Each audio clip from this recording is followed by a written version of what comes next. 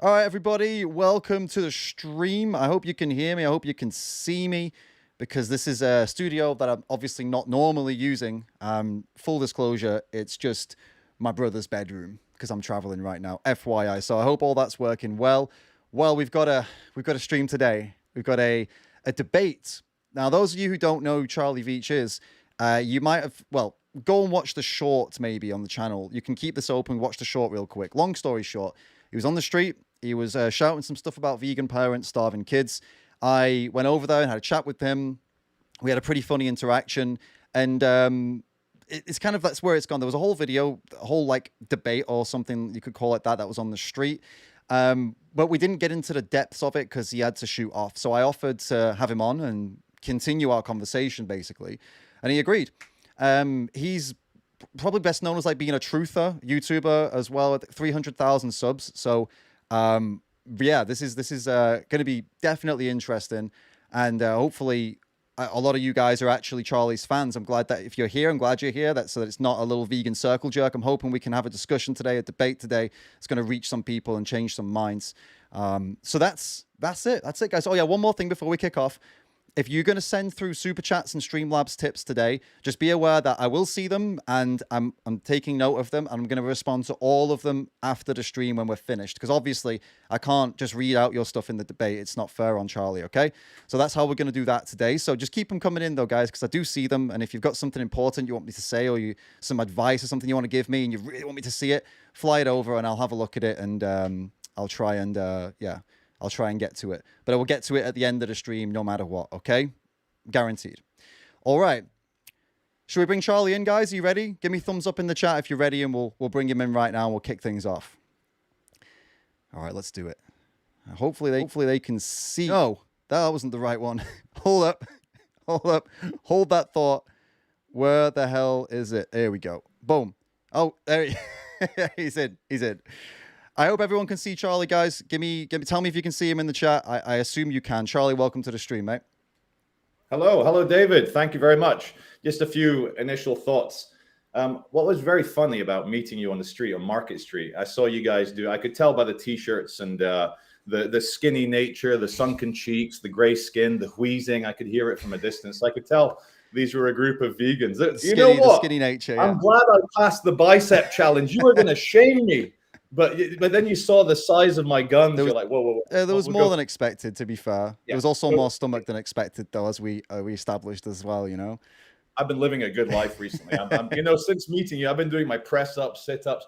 But I tell you what was funny is that I had no idea that yourself and your colleagues, Tasha and the other ones, had a significant online presence. Obviously, you have a group of people who know who you are.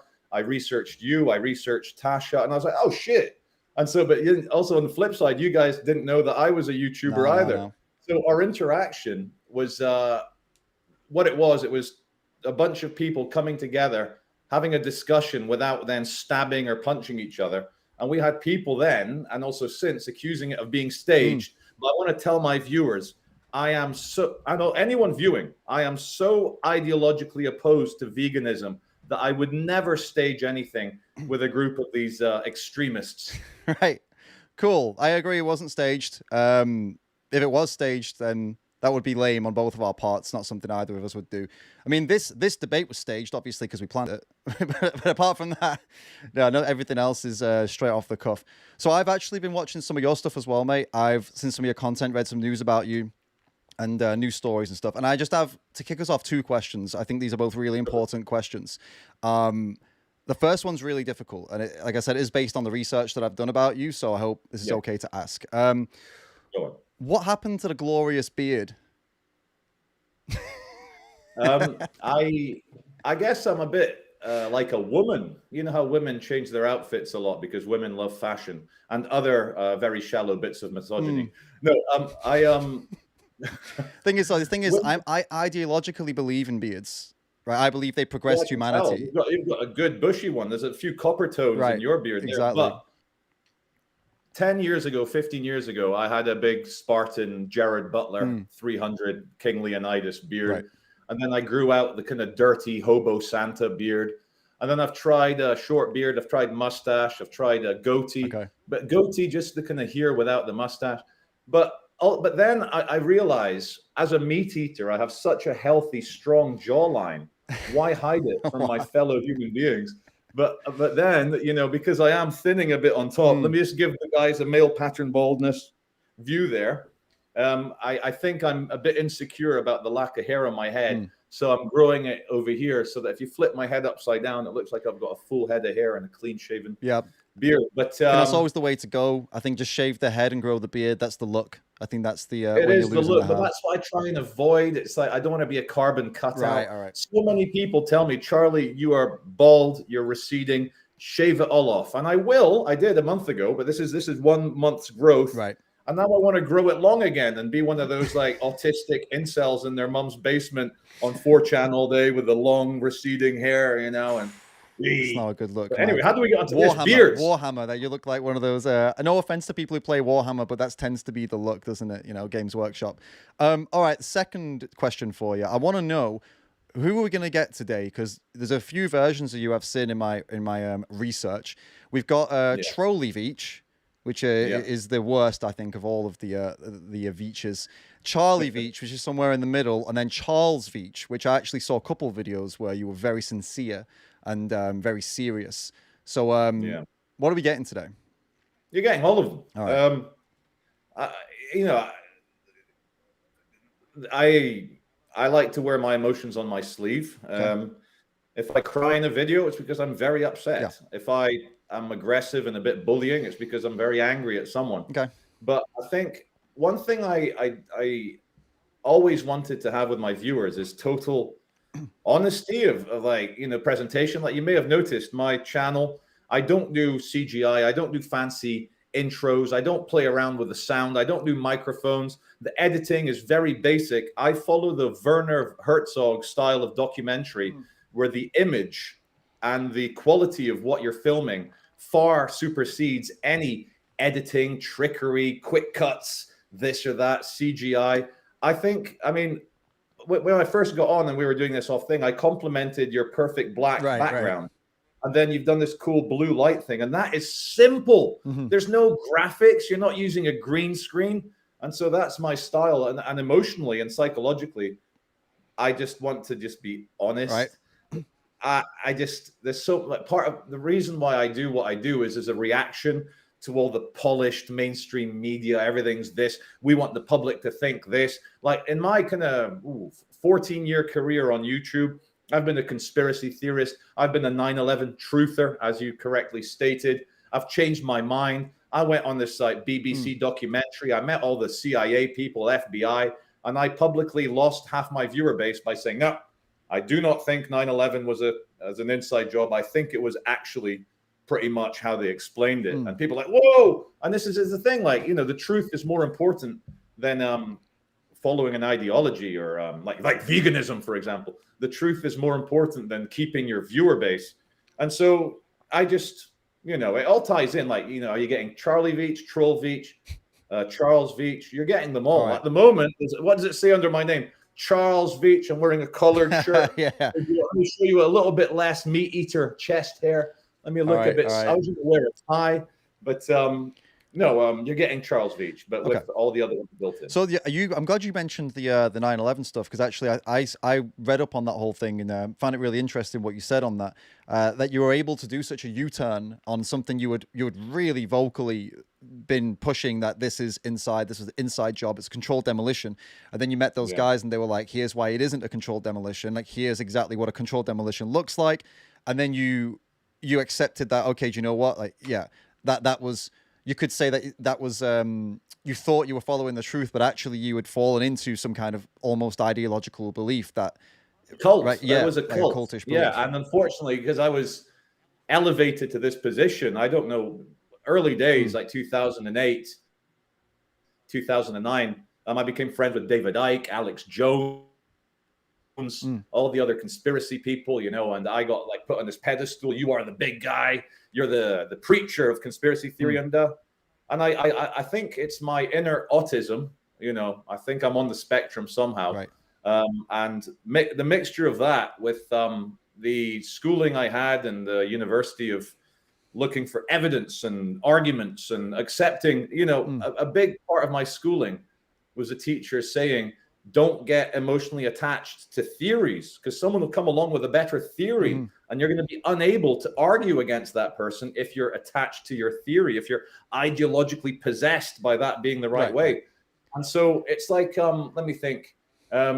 Let's say you find a lovely woman in a restaurant or in a bar. You get chatting, you go for a few drinks, and you believe she's a woman. Like you actually believe. You can probably see where this is going. yeah, I've got an idea. You believe that is a female, and then you get home and you ignore a few of the markers. You're like, was that a bit of stubble when we kissed? What's that lump in the throat?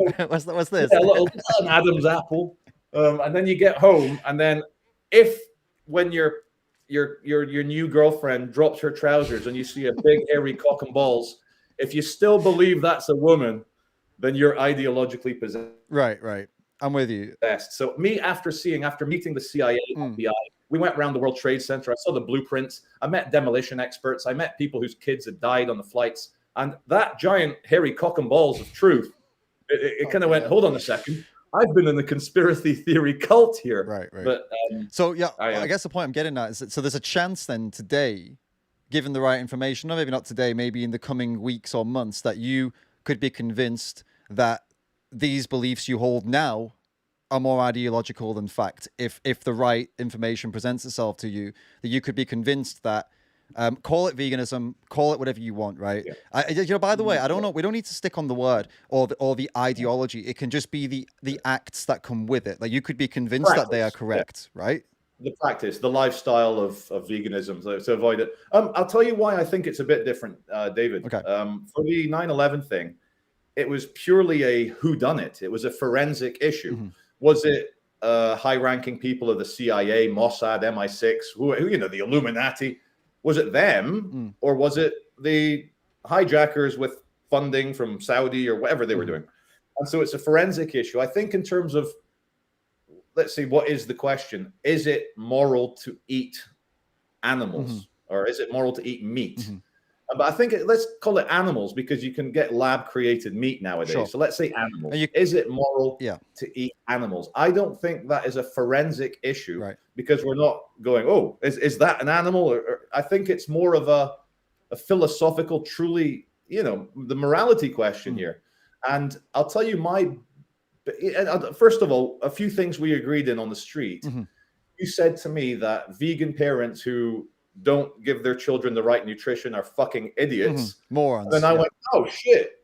So we're not arguing along we're arguing about good people versus bad people. And then there was another one. That gave me the kind of opened eye moment. There were two, and I had it all well prepared on the back of my envelope here. But no, there were some things where I found out that we weren't arguing about that, but we were arguing about that. Yeah. Now, shall I outline, I think, the main bullet points of why I think it is morally fine to eat animals? Yeah, go for it. Number one is a natural philosophy point of view. Monkey see, monkey do. Every single biosphere on the planet, from the tiniest single-celled animals all the way up to the very largest creatures, which would be marine whales, killer whales, sperm whales. What a funny name for an animal, sperm whale. And then the blue whale, people might think, oh, the blue whale has no teeth. No, the blue whale massacres hundreds of millions of plankton every single day. So the natural philosophy argument, whether we're looking down the microscope at the amoeba swallowing another animal, we look at the biggest animals, even like archaeology, paleontology, every animal, you can see, like, you got fossils and they've got animals inside their belly. So there's the natural philosophy argument. Okay. The second argument would come from, I'd say, philosophical idealism versus materialism. Now, from a material argument, what is reality? It is the arrangement of atoms in such a way, like let's just avoid God and avoid mind. I'm gonna have to pause you because like if we're gonna go real deep on these things, by the time you finish this next one, I'm not gonna remember exactly. You're right. You know what I mean? Address the natural philosophy. Yeah, one let's first. talk about that. All right. So I would assume that you're opposed to one person raping another person. Can I assume you're against that? You're assuming I'm opposed to one person committing rape. So rape, let's define it, is the illegal penetration of one person in a violent manner. Well, it's the violation of someone's, isn't whether it's legal or not, it's the violation of their bodily autonomy for your own. Absolutely. Yeah, of course. Right. Okay. Yeah. Well, that's present in the entire animal kingdom, and they do it constantly. Yeah. Most animals actually have genitalia designed specifically for rape, as in they have barbed penises that are designed to hook into the female. Now, the females tend to try to run away. They're in pain, obviously. They don't want that to happen to them. They don't present themselves. Some animals do, don't get me wrong. Some animals do the mating dance and present themselves. A lot of them don't. That's a natural thing, though, that they don't. So why would you be opposed to it? I'll tell you why I think it's not philosophically sound to use rape and talking about the animal kingdom. This is like the same issue I had with Tasha Peterson, was her name? Peterson, yeah. Tasha Peterson, when she said the murder of animals. Rape and murder are legal terms. Now, I would even argue that rape is not possible in the animal kingdom in the same sense in the human kingdom, because a woman or even a man can be raped, or a child can be raped. A sentient human being has the existential past, present, and future understanding of their sentient position on a timeline to understand the gravity of what's going on. Okay. Now, I don't think animals can be raped for the same way I don't think a chicken can existentially feel suffering if it's in a cage knowing it's about to get its head chopped off. The corkscrew aspect, it's funny you mentioned that. The reason why the male penis has a bell end on the top is to scoop out other men's sperm, so that your sperm, and the corkscrew on ducks or pigs, that's the same thing. It's to core out the vagina to remove the sperm of your rivals. Unfortunately, in the animal kingdom, because they don't have second order thoughts, and let me define that. A first order thought is I am hungry. A second order thought would be, how bizarre.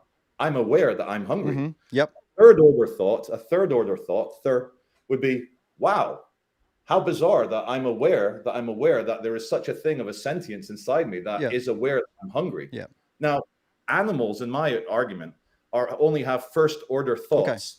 So if an animal is crafty enough, stealthy enough, big and strong enough to impregnate a female in the animal kingdom, that's just the mathematics of nature playing out. Got it. Okay. So if a human has some kind of condition that means they only have first order thoughts, it's impossible for them to be raped. No, it's probably impossible for them to suffer in a truly human manner. So they would be considered... Okay, but would that make the act of doing that to them okay then, because they can't suffer in that manner? Well, a very similar question would be, is it okay to switch off the life support of a vegetable? Now, someone with only first order thoughts is obviously more sentient than a vegetable. And by vegetable, I mean a comatose patient, and I don't mean an actual legume. I mean a comatose person. So I would argue that there's reality and then there's realpolitik. And that is just, how do we go forward in a normal way? A lot of the laws we have, David, aren't because it's morally wrong. And I'm going to be very controversial here in what I'm going to say. Very controversial. But we do it because we need to have some line in the sand where we can't accept transgressions, because it would destabilize society completely. Now, for example, all right, let's say in the state of Nebraska, the age of consent is 18, which I think it is. And it's, I'm using a country, a state with let's just keep it reasonable. But if you or I were to have sex with a woman who's 17 years and 364 days old, that would be illegal. That would be legally rape. But that's just because we've created this arbitrary line. Now, I would say that arbitrary line is very useful, because you have to have something. And in terms of personhood, we don't ascribe personhood because of someone's IQ or their ability to have first order thoughts. We ascribe personhood to someone if they are a member of the Homo sapiens sapiens species. And that is an arbitrary thing. So I don't think we can still argue, like, or even ask, is it okay to rape a retard, even though they don't suffer? Because this world we've created with these arbitrary rules of 18-year-old for or personhood is such that if we start violating those things, society would be in disarray. This is what I mean by reality and then the realpolitik of the situation. So what I'm getting here, tell me if I'm wrong, is that the reason that we can kill and we kill animals is because they only have first order thoughts. But if a human had the same situation where they only had first order thoughts, it wouldn't be okay to kill them because of the rules we have in our society. It wouldn't. Sorry, tell me the question again. Yeah. So you say the reason that you say it's okay to kill animals is because they only have first order thoughts. And I said that there are humans who exist who also have that same situation due to some kind of it could be genetic abnormality, it could be some accident, or it could be anything, right? They live lead very simple lives, one track mind kind of thing. But it's not okay to kill those humans because of what you defined as some arbitrary lines we've drawn. Membership of the Homo sapiens sapiens species. Yeah. So that's the thing, the membership of that, because they're one of us, basically. 100%. Right. And what exactly about being a Homo sapien is the valuable thing here? Is it just by nature of having that genetic makeup, or is there something more special than that? It's the genetics and also something more special than that. Okay. In 1840, the most powerful empire on the planet, the British Empire, banned slavery. Yeah. And that is all slavery, whether it's transatlantic West Africans, whether it's Arabs, whether it's Papua New Guineans. Across the British Empire, the British banned slavery. Now, let me explain something which I think is very relevant, because the status of human beings who have been oppressed, because Europeans and Arabs and Chinese and the Indians, the great civilizations, saw primitive people as only having first order thoughts. These are savages. They're like, you know how unfortunately Africans or whichever people were being enslaved were treated as animals, property. Right. So if I can kill my cow, why can't I kill my cotton picker? Yeah. But I'll tell you the reason why the British, and in Britain we had the Enlightenment in the late 1700s, where religion was kind of pushed down, because unfortunately in the Christian Bible it says that sometimes slavery is kosher. Yeah. It's A-okay. Yeah. It's no problem. And that's like, what the and so the Enlightenment defeated the forces of dogmatism, and David Hume, John Locke, even what's his name? The guy that invented modern capitalism, something Adams. Yeah. They were all the kind of avant-garde, like Enlightenment people.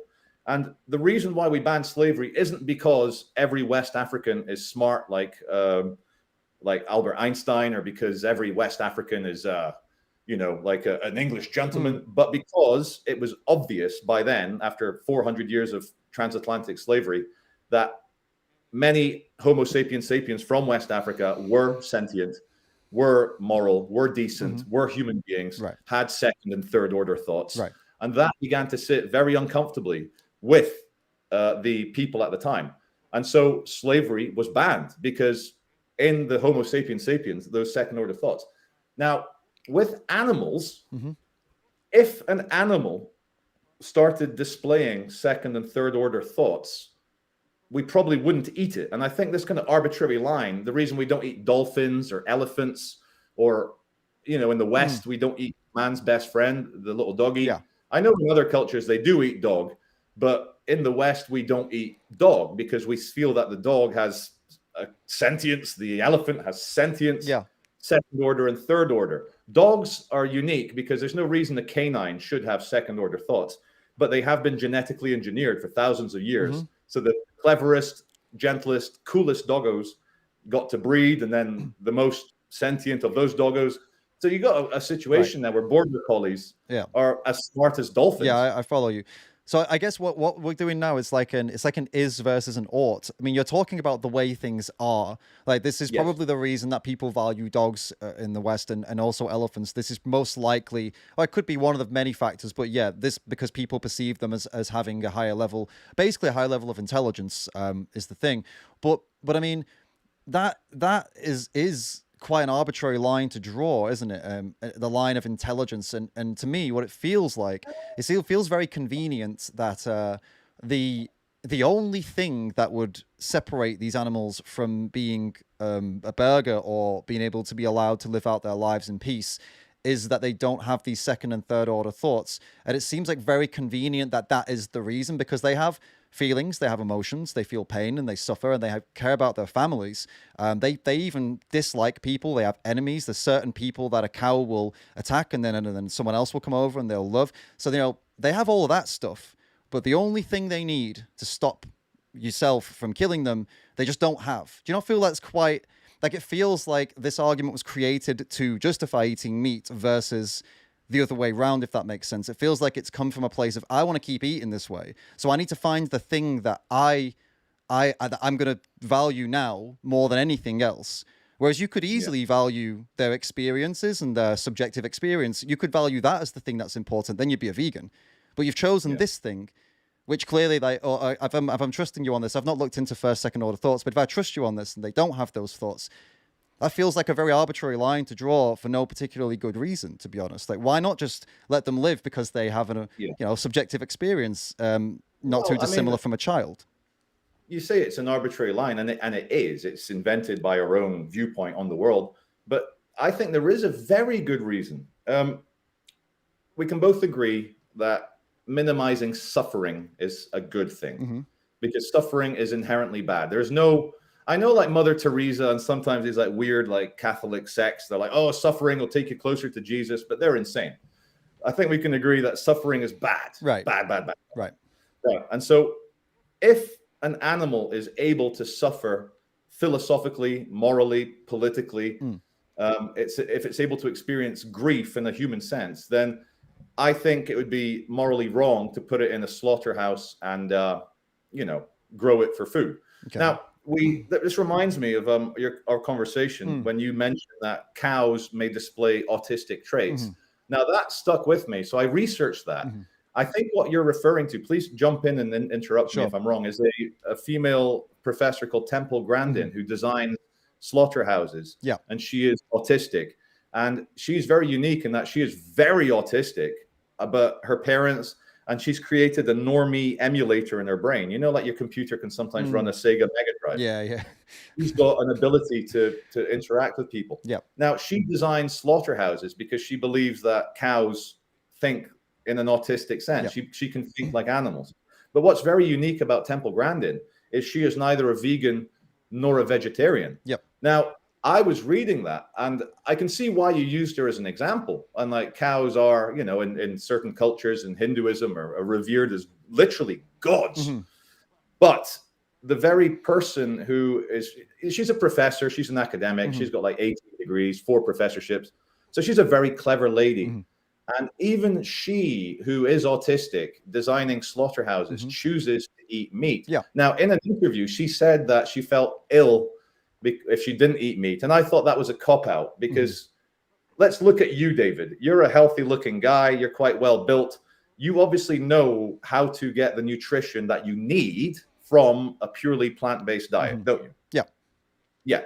So I think she was copping out. But we've explored the natural philosophy aspect of this. Do you want to move on to a slightly deeper reason why I think it's moral? I do want to have something else to add about. Only something to add about Temple Grandin is that I used her as an example because I knew that most people, if they hear me saying that, oh, animals are very complex and actually cows have have non-verbal communication in a similar way to how some autistic people don't communicate well verbally, but they pick up on body language and stuff.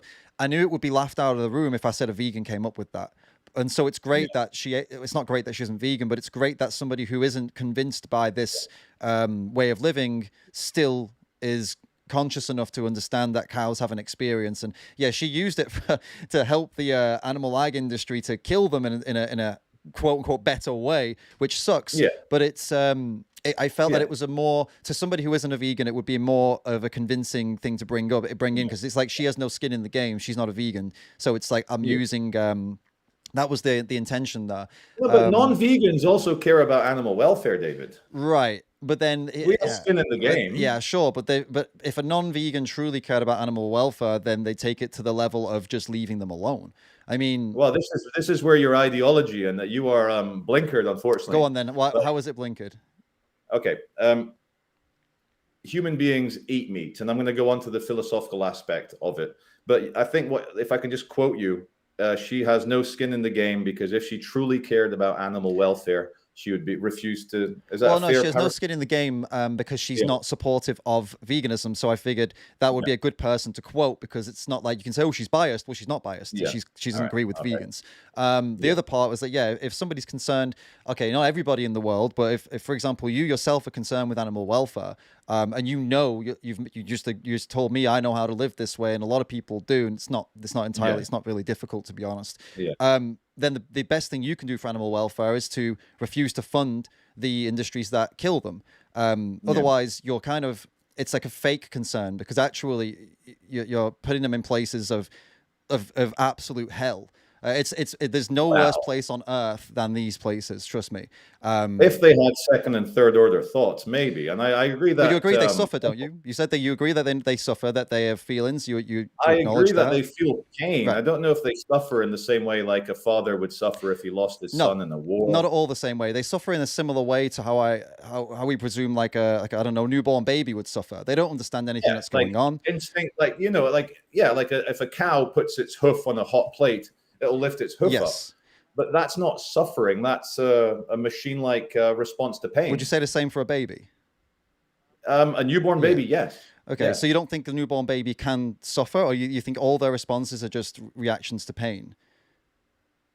A newborn baby cannot suffer second and third order thoughts about its position in the universe. Not like that. No, but for example, if you don't think that, for example, if a newborn baby were left in a dark room where they had to basically live in their own piss and shit and with disease, injury. I'm describing what animals live in. This is what most animals in factory farms live in. They stay in a big dark, well, maybe lit by lights, in their own piss and shit. Oftentimes they fall on their face because their legs can't hold them up. This is for chickens, by the way. So they just die with their face in their own shit.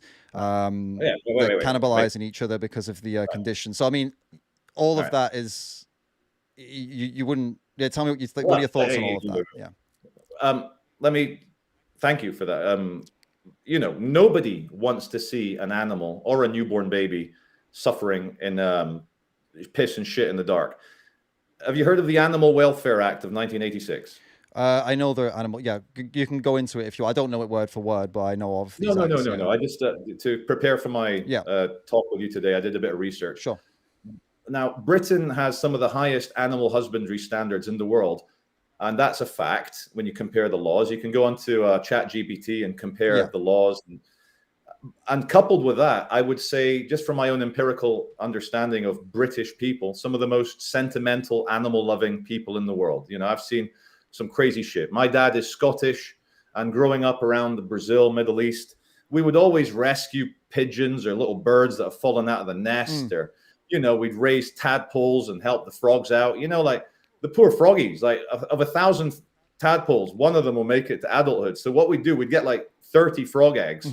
And raise 30 frogs to adolescence, and then release 30 frogs. But why? Because it's cute, good fun. Why though? Why save the pigeon? Why raise the tadpoles? Let me just think about that for 15 seconds to give you the proper answer. Yeah. That's intelligent and well thought out. Sure. We saved the pigeons and the small birds because the imprint of the small animal on the ground, not doing well, is not one which I think your average British person wants to sleep at night with, if they're able to help anything. Yeah. And for me, it's even stranger. The short answer is because you're not a piece of shit. Like the only, And this is what, and I don't think you are a piece of shit. Like, we've spoken off camera, and you seem like a really nice guy. You seem like a nice guy in Manchester too. And this is what baffles me, is when people who are clearly good, empathetic, who care. Dude, I saw your video yesterday. You were crying on camera about what was just happening with this Lucy Letby and those babies. And it moved me, man. I was watching it like, fuck, I didn't expect this to happen. So you're a good, empathetic person. I mean, I understand at one level you to come here and argue this because it's, whatever. It's like, let's go roast the vegans. And I know you've done this before with vegans too. But on a deeper note, past the theatrics, I don't see why you, of all people, someone who is in touch with your empathetic side, who has cared for animals, would want to put them in these places. Even with the highest welfare standards ever, they're still having their throats slit. They're still getting shot in the head. They're still buckling under the weight of their own bodies, and their legs are breaking. And this is all happening. No matter how high the welfare is, these things are unavoidable because of how this industry works. I don't see why somebody who was so in touch as yourself would not just look at that and go, hey, do you know what? Can I be plant-based? Or I think, it's healthy. It's healthy? Yeah, fuck it. Yeah, let's do it. I just don't see why there's a whole debate to be had with somebody like you, who clearly is not a cold monster. You know what I mean? Well, that's a very good point. And before I move on to the kind of like more fundamental philosophical reasons why I think it's okay to eat meat, let me put my hands up and say my humility nowadays, as a middle-aged man, I know that I have blind spots and that I am only a product of my upbringing, my biases, my prejudices. And so I hope the viewer can unwrap what I think I'm trying to say as opposed to what I'm programmed to say.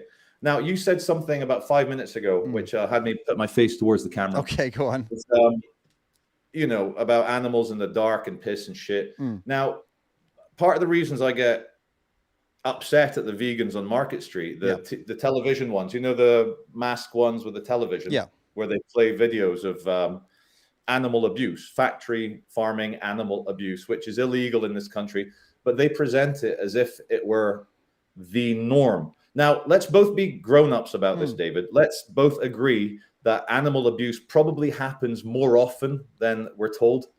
And the industry obviously keeps it hush-hush, just like babies being murdered in hospital. They keep it hush-hush. I mean, the thing is, what you would define as abuse and what's on those screens, a lot of it, and actually most of it, is not illegal. For example, some of the things they show on those screens, they show a farmer grabbing a baby piglet by the back legs and slamming their head into concrete. That is actually the legal way to kill piglets that are deemed to be too weak. So if the piglet is like too small and not growing fast enough, they grab them by the hind legs, slam them into concrete. That's actually a legal way of killing them.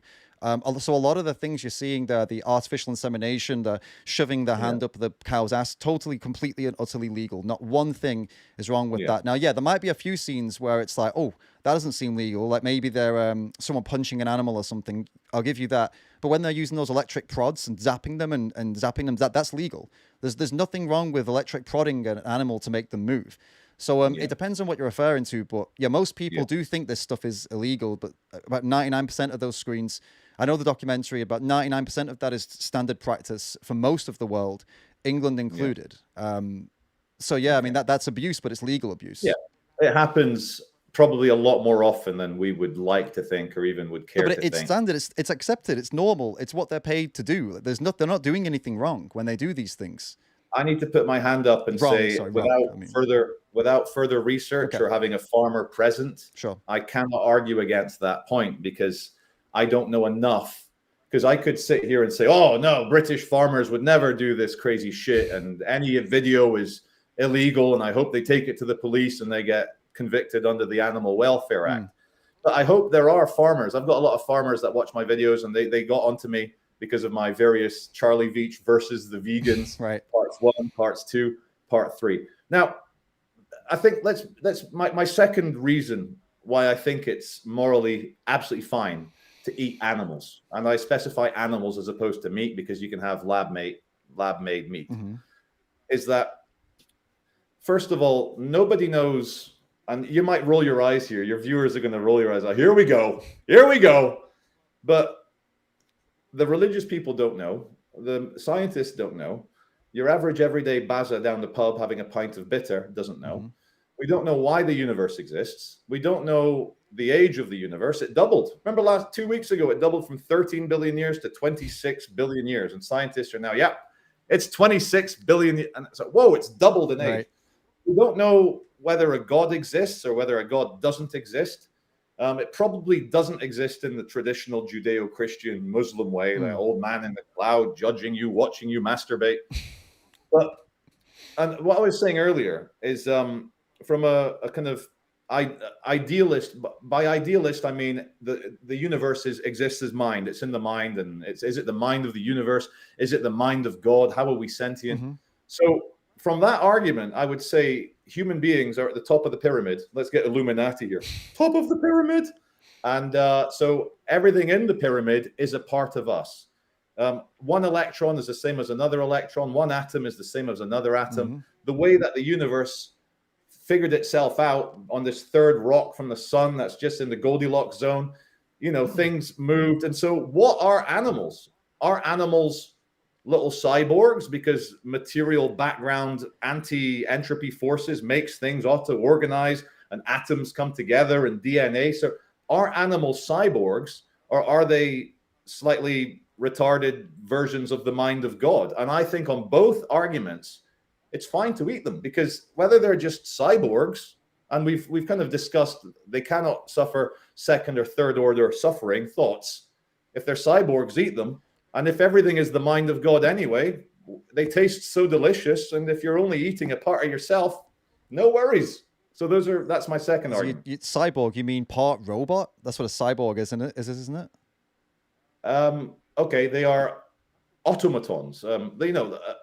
According to materialist philosophy, there is no such thing as God. Mind is just an illusion. Right. And atomic structures come together via DNA to create robots. So yes, a cyborg is a robot. Yeah. Sure. Okay. And then the other option is with God involved, that they are what? Explain that again. Briefly, just you're saying that. So the two main competing, forgive me, I did a master's in philosophy at Edinburgh, which means fucking nothing. I can serve McDonald's chips to you with a nice the fuck. No, but there's two main camps of the fundamental nature of reality. Yeah, I'm getting that bit. Sorry, I just mean just the specific. If it's the God thing, is your basic premise that if they're not that they're not clearly not made in the image of God like we are, therefore if they are just kind of that, then it doesn't matter as well. Is that pretty much what you're getting at? Well, in a way, if they are a part of the overall mind of God, then when you're eating an animal, you're eating an idea. Right. You're eating an imagination. Say, for example, if you had a dream last night where you ate 10 children, you've not committed mass murder Lucy Letby. You've imagined yourself eating. And so there is unfortunately a strain of philosophy that believes everything is a giant dream. Right. Okay. And so on that argument, it's a dream. And on the materialist argument, they're just robots. Fine. So I think what do you believe? Are you a Christian? I think I've seen you mention God in a video, maybe. I flirt with the philosophies of Christianity, but I struggle with the dogmas and the rituals. And I think at its essence, it's a bit old-fashioned, a bit 2,000-year-old medieval. Okay. So you don't follow are you believing a Christian God though? I think my morality is very much influenced by Western Christianity. Right. Same. Yeah, and so but. So what do you believe though? You gave me two schools of thought. I'm trying to understand what you believe, because I believe. Okay, I'll explain to you. Yeah. I believe both camps are wrong. I think there is a secret third thing that is neither mind nor material. It's maybe best described as conceptual or informational, and it gives rise to mind and it gives rise to material. But I think neither mind or matter explains it. I think there is a secret third thing, and so the reason why I mentioned the age of the universe as well. Is that it keeps doubling. It's literally, scientists agree that now it's 26 billion years old. And that fucked, can we swear? Yeah, that fucked with my mind massively. Yeah. And so if we are living in infinity and we look around and go, what the fuck? I think the issue of eating animals who don't suffer existential crises is so minor and mundane when we're literally trying to stop inner city youth stabbing each other. We're Yeah. trying to stop Russians nuking the world. And so my issue with the ideology of veganism is that I see it for what my conspiracy theory cult experience was. It's a bunch of people coming together in a very rewarding social group, rewarding social aspect. You have hierarchies within every group, and it just so happens, I believe, vegans like yourself, and I say this respectfully, I quite enjoy your company, David. You're, of the vegans I've met, you're probably the sanest one, but you still fall victim to your needs as a human being to be tribal, and your tribe is the vegans. And so I think you get out of it tribalism, belonging, social group. Potentially you may have met your partner or partners from the vegan world, and so it's just another religion. Okay, I've got a few things, a few points that I could bring up. So one of the things you mentioned there was that because of you see there are more important things in the world to worry about, such as the inner city youth stabbing each other, for example. Now, you may say that's more important to me and that I shouldn't be focusing on what I'm focusing on because you think that's more important in your view. That does not prevent you from... we can both agree that people need to stop stabbing each other, and we can agree that people should stop stabbing animals for burgers. You don't need to choose one. And actually, you going about your life trying to stop teens from stabbing each other doesn't mean you can't also avoid paying somebody to stab animals. I agree.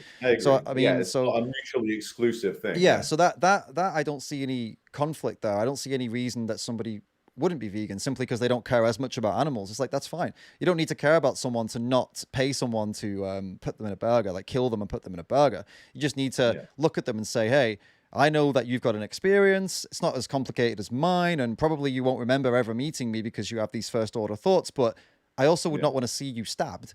Because why would I want to see you stabbed? I don't want to see you bleeding out in front of me. And I'm not going to pay anyone to do that to you. I'm just going to eat this bean burger instead, or whatever it is, right? So I don't really see there's any problem there. The culty side of things. I mean, what was it you said that I met my partners here? I'm involved in this kind of, what was it, ideology kind of thing? There's a tribalism, a hierarchy. There's opportunities for mating. Okay, yes.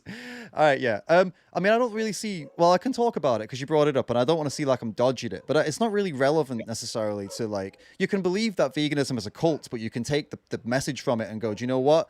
I don't want to be involved with that. I think it's kind of culty, but I'm still not going to pay someone to stab an animal because they make a good point, even though it's kind of culty. And in my side of this whole world, I can tell you just as a sideline personal defense, I suppose, I feel like I want to say this, like I'm largely pushed away by the mainstream vegan world because of having opinions that don't match up with a lot of the vegan world. So you're talking to somebody who's absolutely not as part of this like mainstream cult-like mentality here. I am in a lot of ways, but in a lot of ways I'm rejected hard for some of the conversations that I've had on my, on my YouTube. Oh, 100%. Well, why? Because as an outsider who constantly gets exiled and ostracized, I feel an empathy with you. So come here, David. Tell me your... I'll give it very, very brief. Like I said, it's a sideline, but just to make sure you're aware that, you know, people don't all think the same. And of course, there are a lot of people who are hardcore leftist progressives who end up being vegan, right? This happens all the time. So yeah, there's like they all have a share an ideology. And then there are people like me who don't fall into that hardcore leftist progressive mentality, who have opinions about, for example, I interviewed Buck Angel, if you know who he is. Oh, he's the guy with a vagina. Right, exactly. So I interviewed him. He said a lot of stuff that people didn't like. I agreed with him. There are people out there now writing essays about me and making some video essays about me to try and take me down. And so, you know, and these are vegans, by the way. So, you know, just for interviewing him and agreeing with what he was saying, you see. So so you're right in a sense that, the progressive hardcore, you know, anarchisty, lefty kind of, whatever you want to call them. There's a lot of cultish mentality there, but that's not a specific vegan thing. They happen to also be vegan. And the reason they're upset with another vegan is because of disagreements on other things. So it's not the veganism that in this sense created a cult. It's actually other topics that they became culty with. So, you know, the point is like, there can be, it's not like a specific vegan problem. People form into tribes based on lots of different stuff. And I suppose some people do fall into a vegan culty tribey thing. I'll give you that. But you have the same problem on your side too. Like, for example, with the truther community, right? the mainstream. Let's go. I've got a point to make here actually about this whole kind of cult thing.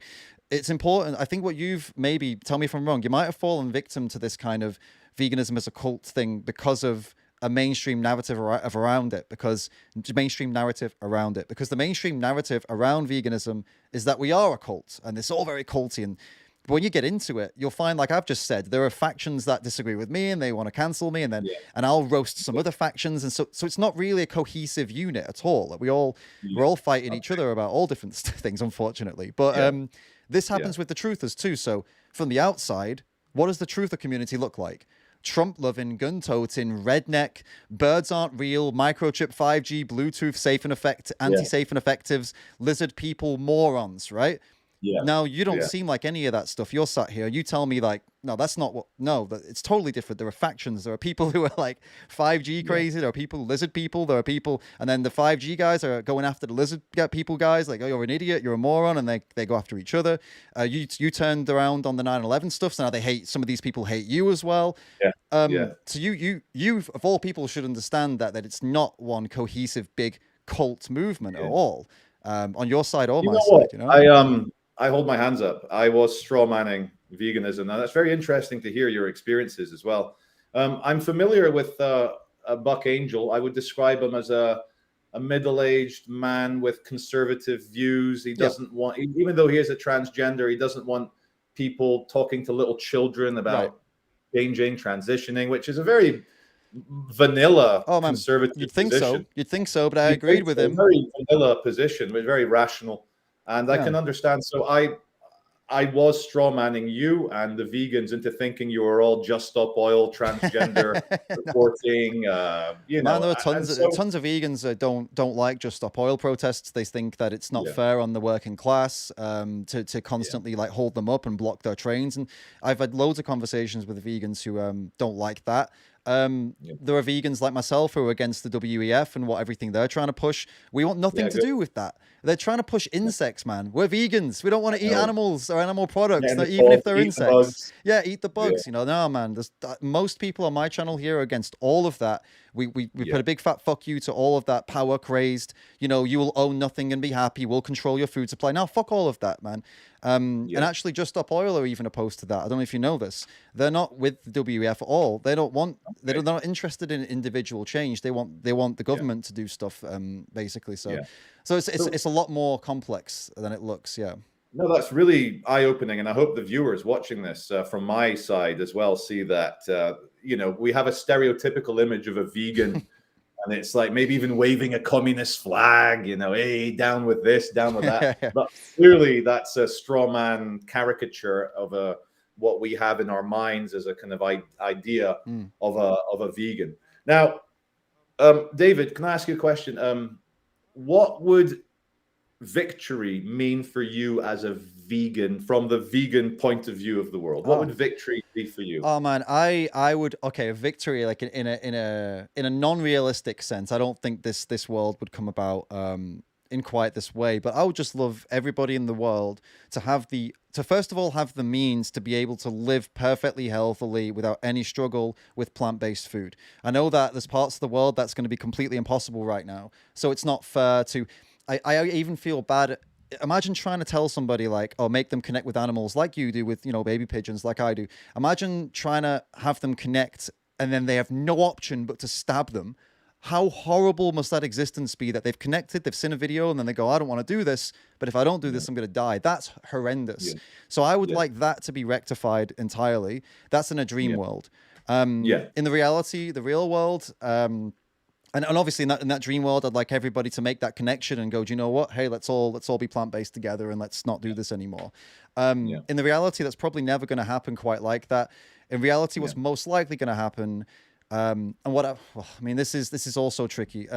The obviously lab-based products are going to come and they're going to become cheaper and they're going to become easier to get a hold of. Most people are going to switch to that simply because why not choose the lab versus the slaughterhouse? And if it tastes the same, right? If it feels the same, Right. So most people are going to go for that. I think that's more likely going to come about. My only concern with that is about who controls the labs, and I hope that stays as like independent companies as opposed to government controlled, because I'm not I'm not interested in a world where the government controls the entire food supply and can withhold it from you and things like that. I'm definitely not about that world. So I hope that the systems, like the same systems that we have now, animal agriculture, except no animals, and instead they've figured out ways to produce the same products with no animals involved. That's a world I can see happening a lot faster, to be honest. Like JBS over in America, biggest meat company in the world, they've just invested in a massive lab meat plant, for example. Okay. So that's most likely coming. So that's more likely what's going to happen. But I mean, make this 100% clear to anybody, including yourself. If someone's thinking, okay, I'll just wait for that. I mean, if you already agree fundamentally with like what I've said, that these, don't put little, they are babies, by the way. I'm not just saying this to be emotional, but they are little baby animals. They don't get to full age. They don't even get to half their age before they're killed. Yeah. If that bothers you, which it should, then okay, make the change now and then look forward to that world where all the lab meat's around. And in the meantime, just eat something else. I think it's really not hard to do. Yeah. Let me ask you a question on the back of that. Sure. Thank you for that. Was very, very normal, very rational desires there, and I'm sure a lot of people watching will agree. But if you know how like I was talking about robots and cybernetics and cyborgs, but now genetic engineering is turning the world of biology into like the next front, especially with AI. I don't know what the future holds, but David, if we could genetically engineer a species of Aberdeen Angus. You're familiar with that breed? It's like a food cow. Yeah. If we could engineer a big, healthy food cow that is born without a brain, so it can't even have first order thoughts, but it's still, and then it gets stimulated in the way so it runs around the field, eats grass, interacts, feels the sunshine, but it has no brain or nervous system. Would you think it's morally better to eat an animal that never even had a first order suffering? Would that be okay? I think what you're describing there is basically like a biological robot without any sentience. If it's non-sentient, then I don't see any moral issue with it. Like, we're talking sentience, not just first order thoughts. I'm talking like if there's a lack of sentience entirely, well, then we're eating a plant, basically, like a bigger plant. Yeah. Even if it's made of muscle and tissue fiber and stuff like that. I mean, some people argue that mushrooms have more in common. Well, they do. They have more in common with animals than they do with plants, and we still eat mushrooms. I saw that just 3 days ago on a fungi documentary. They're like animals. So yeah, that's why the mushrooms, they can be very meaty, very convincing as mock meat, and we still eat those. So I don't see why it would be an issue. Obviously, visually, it would be very unsettling. It wouldn't feel good. I probably wouldn't do it myself, but I wouldn't have a moral issue with it. I wouldn't say. All right. Yeah. So there is a chance then that within the next 10, 20, 30 years, vegans might stop ruining barbecues. And there is a chance that you and I, David, could fry a big sirloin steak on the grill together if it came from an animal without a brain. Or if it came from a lab, if it was a lab-based. But we can fry up a bloody, some kind of vegan steak right now. There's nothing stopping either of us from doing that. They're not necessarily the cheapest in the world, but you can make one easily enough with the right ingredients, the right recipe. For sure. There's something I wanted to say earlier. We kind of gone past it, but I think there are probably for people who are a bit overweight, like I'm a bit overweight. If I went onto a good, healthy vegan diet today, I would probably see results in terms of my perfect body figure quicker than if I carried on eating meat. But using that, that's probably true. But do you think there is? Sorry, you're going to say something. I think that's I think it's. I don't think it's. I'm going to go against the grain here and just put this out there, even though I don't believe, like, when we talk about these things, a lot of vegans will say, oh, use everything at your arsenal, talk about health and talk about the climate and talk about this and that. But the problem is, let me tell you, these things are flawed. Because if you started eating plant-based and you started doing it as some kind of elimination reduction diet where you're just trying to eat salad, you're going to be very sick very quickly. Then what's going to happen? You got to come on YouTube and go, hey, David Rams convinced me to be a vegan, but that guy got sick, so now I have to eat meat again. That's how it's going to go, right? So people have to be careful with that.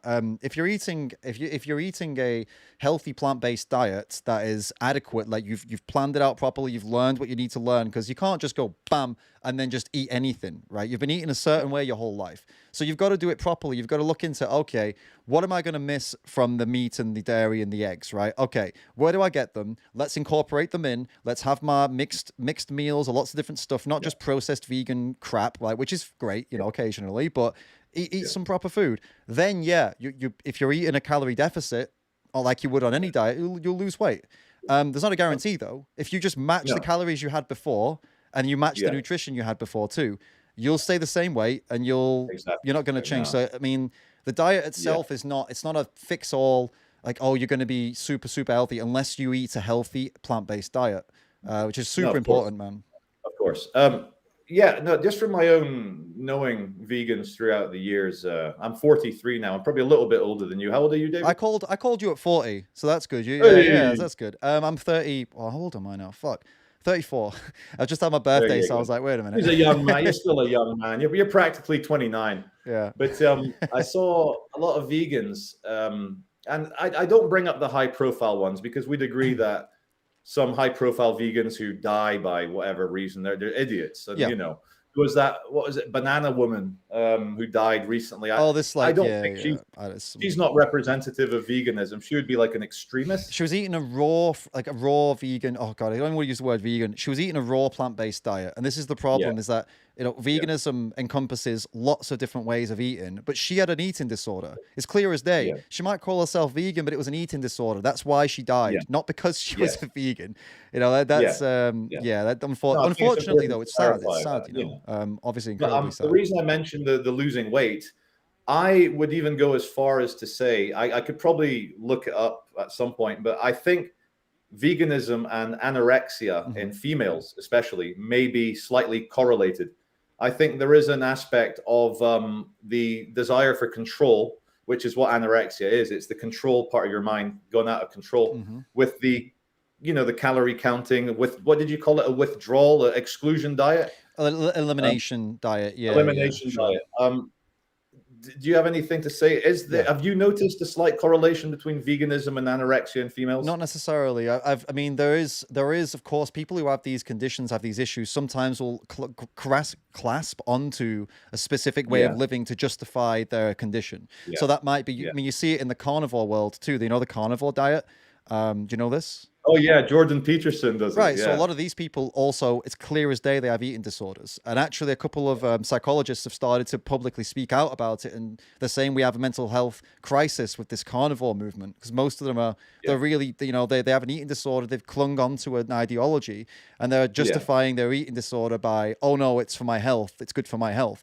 And this is where the vegan stuff comes in. They say, oh, veganism's good for my health. And it's no, well, it's a plant-based diet and you're eating an unhealthy plant-based diet. So no, it's not good for your health. But they cling on to that. Or at times also they might cling on to, well, it's for animal rights. But the reality is it's the eating disorder talking. So that can be, you know, that can happen with, it can happen with veganism. It can happen with the carnivore. It can happen with, I'm sure, keto and Atkins and all these other, you know, ways of living and diets and things. Yeah. So for me as a meat eater, a proud, big, hairy, bald meat eater, what victory would look like for me would be the elimination, as far as is humanly possible, of first order pain and suffering, to use that word, of animals in abattoirs, slaughterhouses, any domesticated animal. I was having a conversation with the Google AI Bard, and it designed for me a powerful mist with a big fan with suspended fish, and the fish are wearing VR goggles and they have stimulation. And Google AI designed for me a moral fish farm where the fish thought that they were swimming up the river, spawning, mating with other salmon, but they were literally growing in a warehouse with mist, because it's cheaper than having a giant tank. You suspend your fish. Yeah. So that sounds quite ridiculous, but that's what the AI came up with. But I would then say that in the next 10, 20, 30 years, if we could have lab-grown meat that has never had any first-order pain, or even my brainless, spineless animals that run around like a pinball at the farm, I would be happy with that. So I think what happened with us meeting on Market Street is that you were the vegans, I was the meat eater. I wanted to enter into a jousting competition with you guys. So I would say inflammatory things, and then you guys would say your things. And then Tasha asked me, you know, sometimes I get annoyed at religious people, political people, Marxists. They'll ask you brutally obvious questions only to get you to say yes or no. So then they can like logically lead to the next thing. So I was rejecting her questions on that. But really, in essence, we were straw manning each other to the point where communication was impossible, which is why this live stream now, Mm-hmm. I think it's important. But I still think that the issue around eating meat is only around the, what's the word, the ugliness of an animal thrashing about in pain. That's, I think, what it boils down to, is as a species, it's very ugly, and we know it's wrong. And in fact, we know it's wrong. I don't even need to do the fingers. We know it's wrong for an animal to thrash about in pain or to suffer. I would add to that it's also wrong to just sneak up on an animal and shoot them in the back of the head. I mean, yeah, but it doesn't have any first order suffering when you do that. It doesn't matter though, does it? Really? I mean, neither does a human. They'd have no first order suffering if you shot them in the back of the head. So I mean, yeah, but we're doing this political game where we have murder and rape. Sure, I understand where we take the legality out. The act itself is an act of violence against another, violating their body with an act of violence. I mean, when there's no need to do that to anybody, human or non-human. Why would we want to do it for a pleasure, for like a burger? Coming back slightly, I want to take issue with your use of the word violence. Mm-hmm. Violence comes from the Latin violat, to kind of use wrongly. Now, violence is defined in law as the unjustified use of force. Right. But I would argue, to be slightly tongue-in-cheek here, that the justification is high protein, high nutrition meat from that animal. So I don't think one can be violent against an animal if the justifiable reason is for nutrition. But it's for no necessary reason though, because you can obtain all of that from a non-animal source. So the justification wouldn't stand there. It's for pleasure and convenience, which are not two things that I'll tell you, it's a very similar argument we're having to the environmentalists. Right. Like, we can all agree that if we stop using oil and gas today, it would probably be better for pollution and so forth. Sure. But it's not realistic. And so we need to slowly move towards sustainable solar, wind, etc. Sure. Well, hold up. I see where you're going. I'm sorry to intervene. I see where you're going though. And I want to just point out here that, it's not a good idea for everyone to just suddenly drop oil and gas. We're going to have a nightmare. We'll have a national shortage of power, and people are going to go cold, hungry, and end up dying. Medicine won't be able to get made without oil and gas, stuff like that, right? I get that, but you're not in that position, man. You could literally go to Tesco now and just be like, oh, I'm going to eat plant-based. That's what I'm going to do from now on. It's not a big change for the globe. Yeah, sure, big huge change, but I'm debating Charlie Veitch, right? So forget the rest of the world. You can do that right now. Yeah, I could, but I probably won't because of the various reasons we've discussed over the last hour. Right, that's a cop-out, man. I'm getting through to you here, and you know it. Because you're not an asshole, dude. You're a good guy, and you're moved by these points because you're not evil. You're empathetic. I'm trying to reach out to you. It's not like a debate, bro. I'm trying to talk to you, really you. And I don't know, man. I don't know if it's, maybe you're not going to take this on board here because it's live and because we're on YouTube or whatever. But I hope behind the scenes that you do properly think about the stuff that we've talked about. Because I come on, dude. I definitely reached you a little bit, right? There's some, I know you've got empathy. Yeah, I buy all my meat. No, I do have empathy, and rationally, intellectually, there is nothing wrong with the vegan diet. Obviously, if you're getting the same nutrition, your B12s and all the proteins and stuff, then there's nothing wrong with it. But to kind of change the conversation slightly, first of all, I'm not going to go vegan. I'm going to carry on eating meat. I'll tell you something which you're going to be disappointed with me, but all my meat-eating viewers that are watching this will say, oh, well done. I've gone from buying cheaper meats from like Aldi, Tesco, Sainsbury's now to exclusively buying my meat from Assured Farms, from Marks and Spencer. It's a lot more expensive, but it's smaller farms. They put the name of the farmer and his wife and stuff, and then you can find out which guy killed the cow. Right, and it's a bit more, a bit more small English farm. It's like, let me just tell you something, man. I don't want to undermine you or anything here or anything like that, or make you feel silly or whatever. So it's not my aim, just FYI. But you are someone who is, you talked about at the beginning, you fuck these mainstream narratives, don't let these massive industries and government twist you and trick you and mess. what you're describing now is exactly that to a T. They have made you look a proper cunt, to put it blatantly. Come on, What, am I being tricked by you're the sat here M&S selling meat? me ethical, local, organic. Dude, this all marketing nonsense buzzwords. There is little to tiny little differences between those cows and the cows from a factory farm. It is minuscule. They might have a slightly bigger space. They might have one of these big spinning massage things that they stand under, but they all go to the same slaughterhouses. They all get killed in the same way. They're all the same age. It's hardly any different, and you're paying more money for a bullshit marketing ploy. That's all you're doing. You're basically buying away your guilt when you do this. Let me just analyze that for a second. Joey Carbstrong, the guy you've been into some debacles with, he goes to these places. He goes to the highest welfare, red tractor approved, assured places and exposes them, man. This is what he does. He chooses those places because he knows that they're full of shit. And he wants to show the public that they're tricking you, man. The same way the mainstream media does the same thing. I buy black pudding from Marks and Spencer's, and it's and I know the butchers in Edinburgh. I'm from Edinburgh. McSweeney's in Edinburgh. And I know that the McSweeney family has in East Lothian all these like sheep farms and pig farms.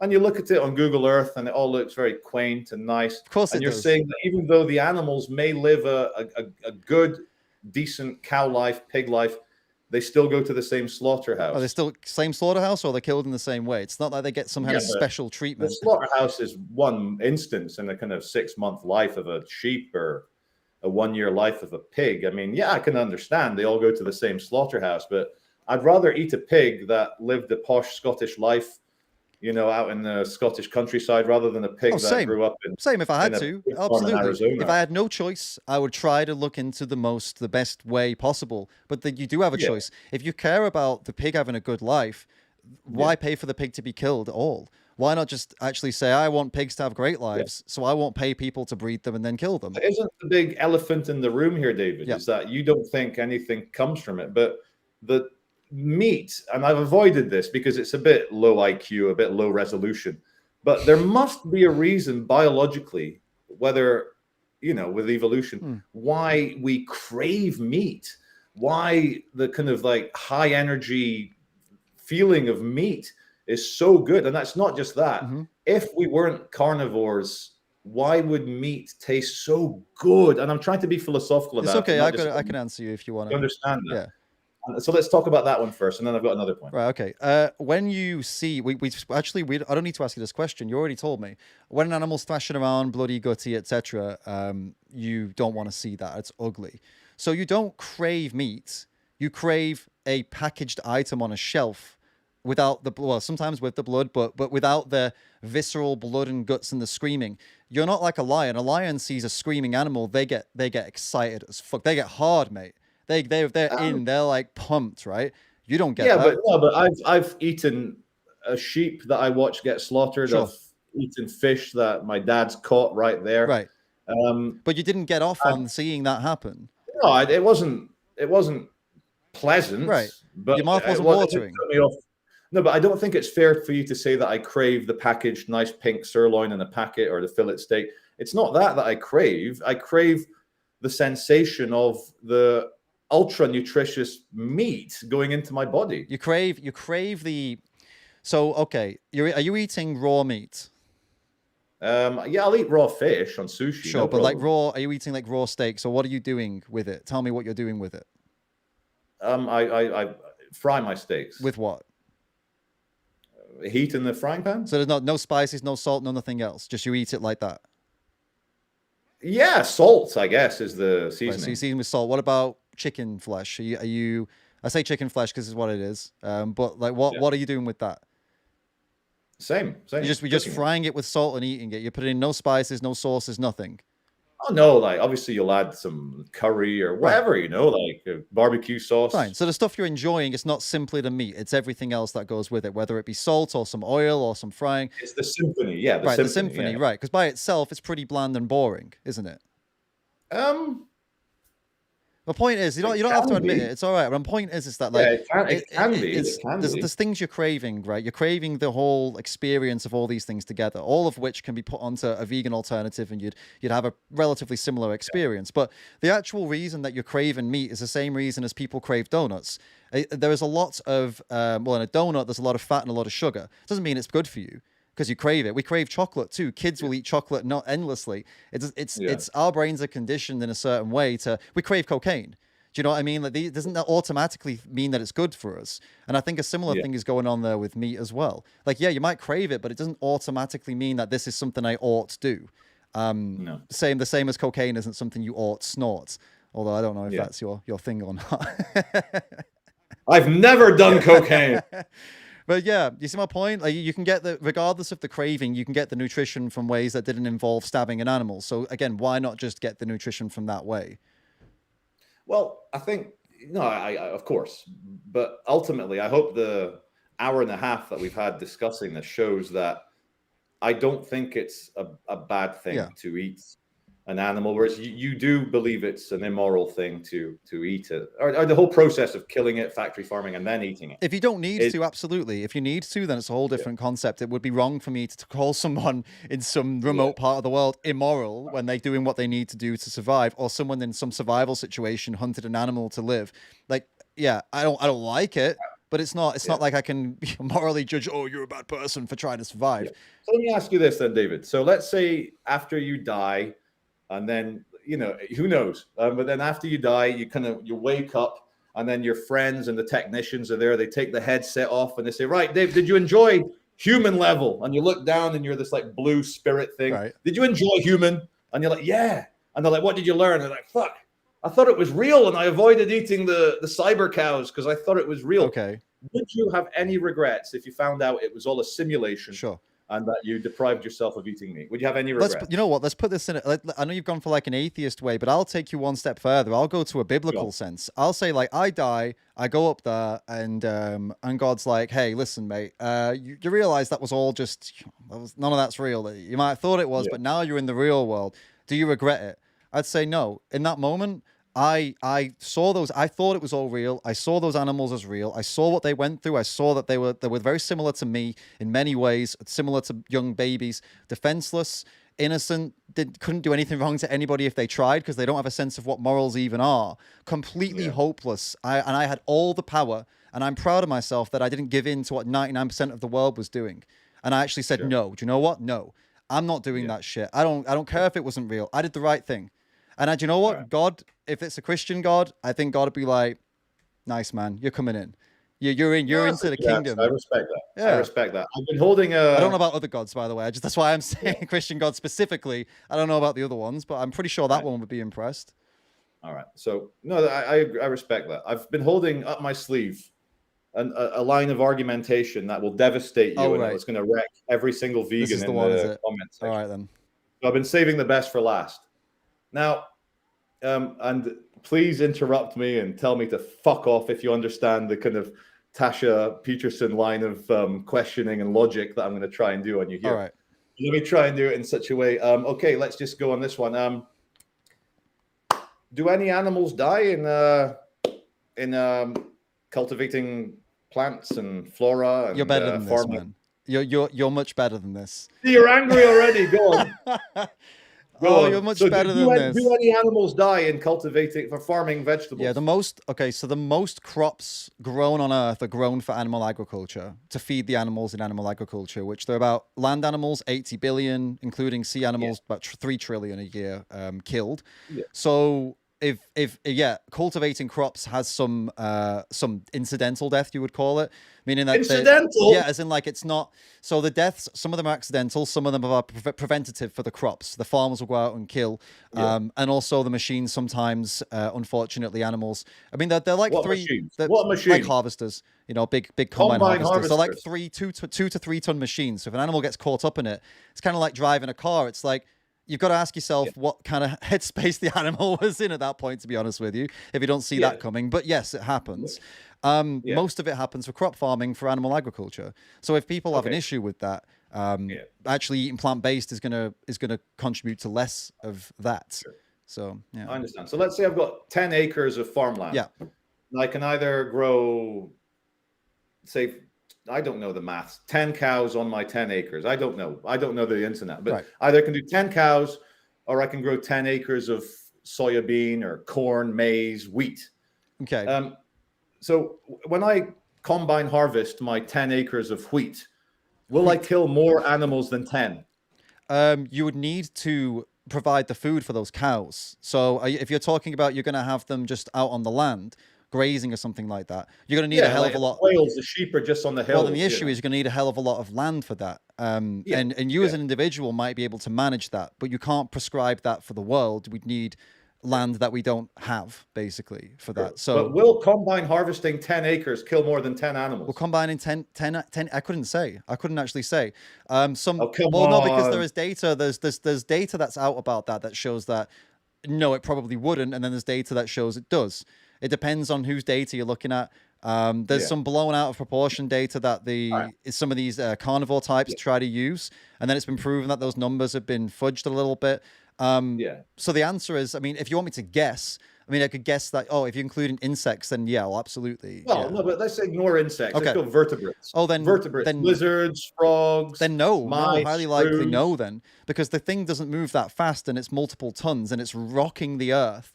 You'd expect most animals to be out of there immediately. The same way that you don't, you see how many lizards do you see on the road? How many rats do you see on the road? Not many, but there are cars constantly because they're not stupid. They're like, oh, that's a big fucking machine heading this way. I'm not going to run out in front of it. And occasionally they do. Come on, David. Roadkill is so common. Go to any warm country. There's lizards and mice. Sure.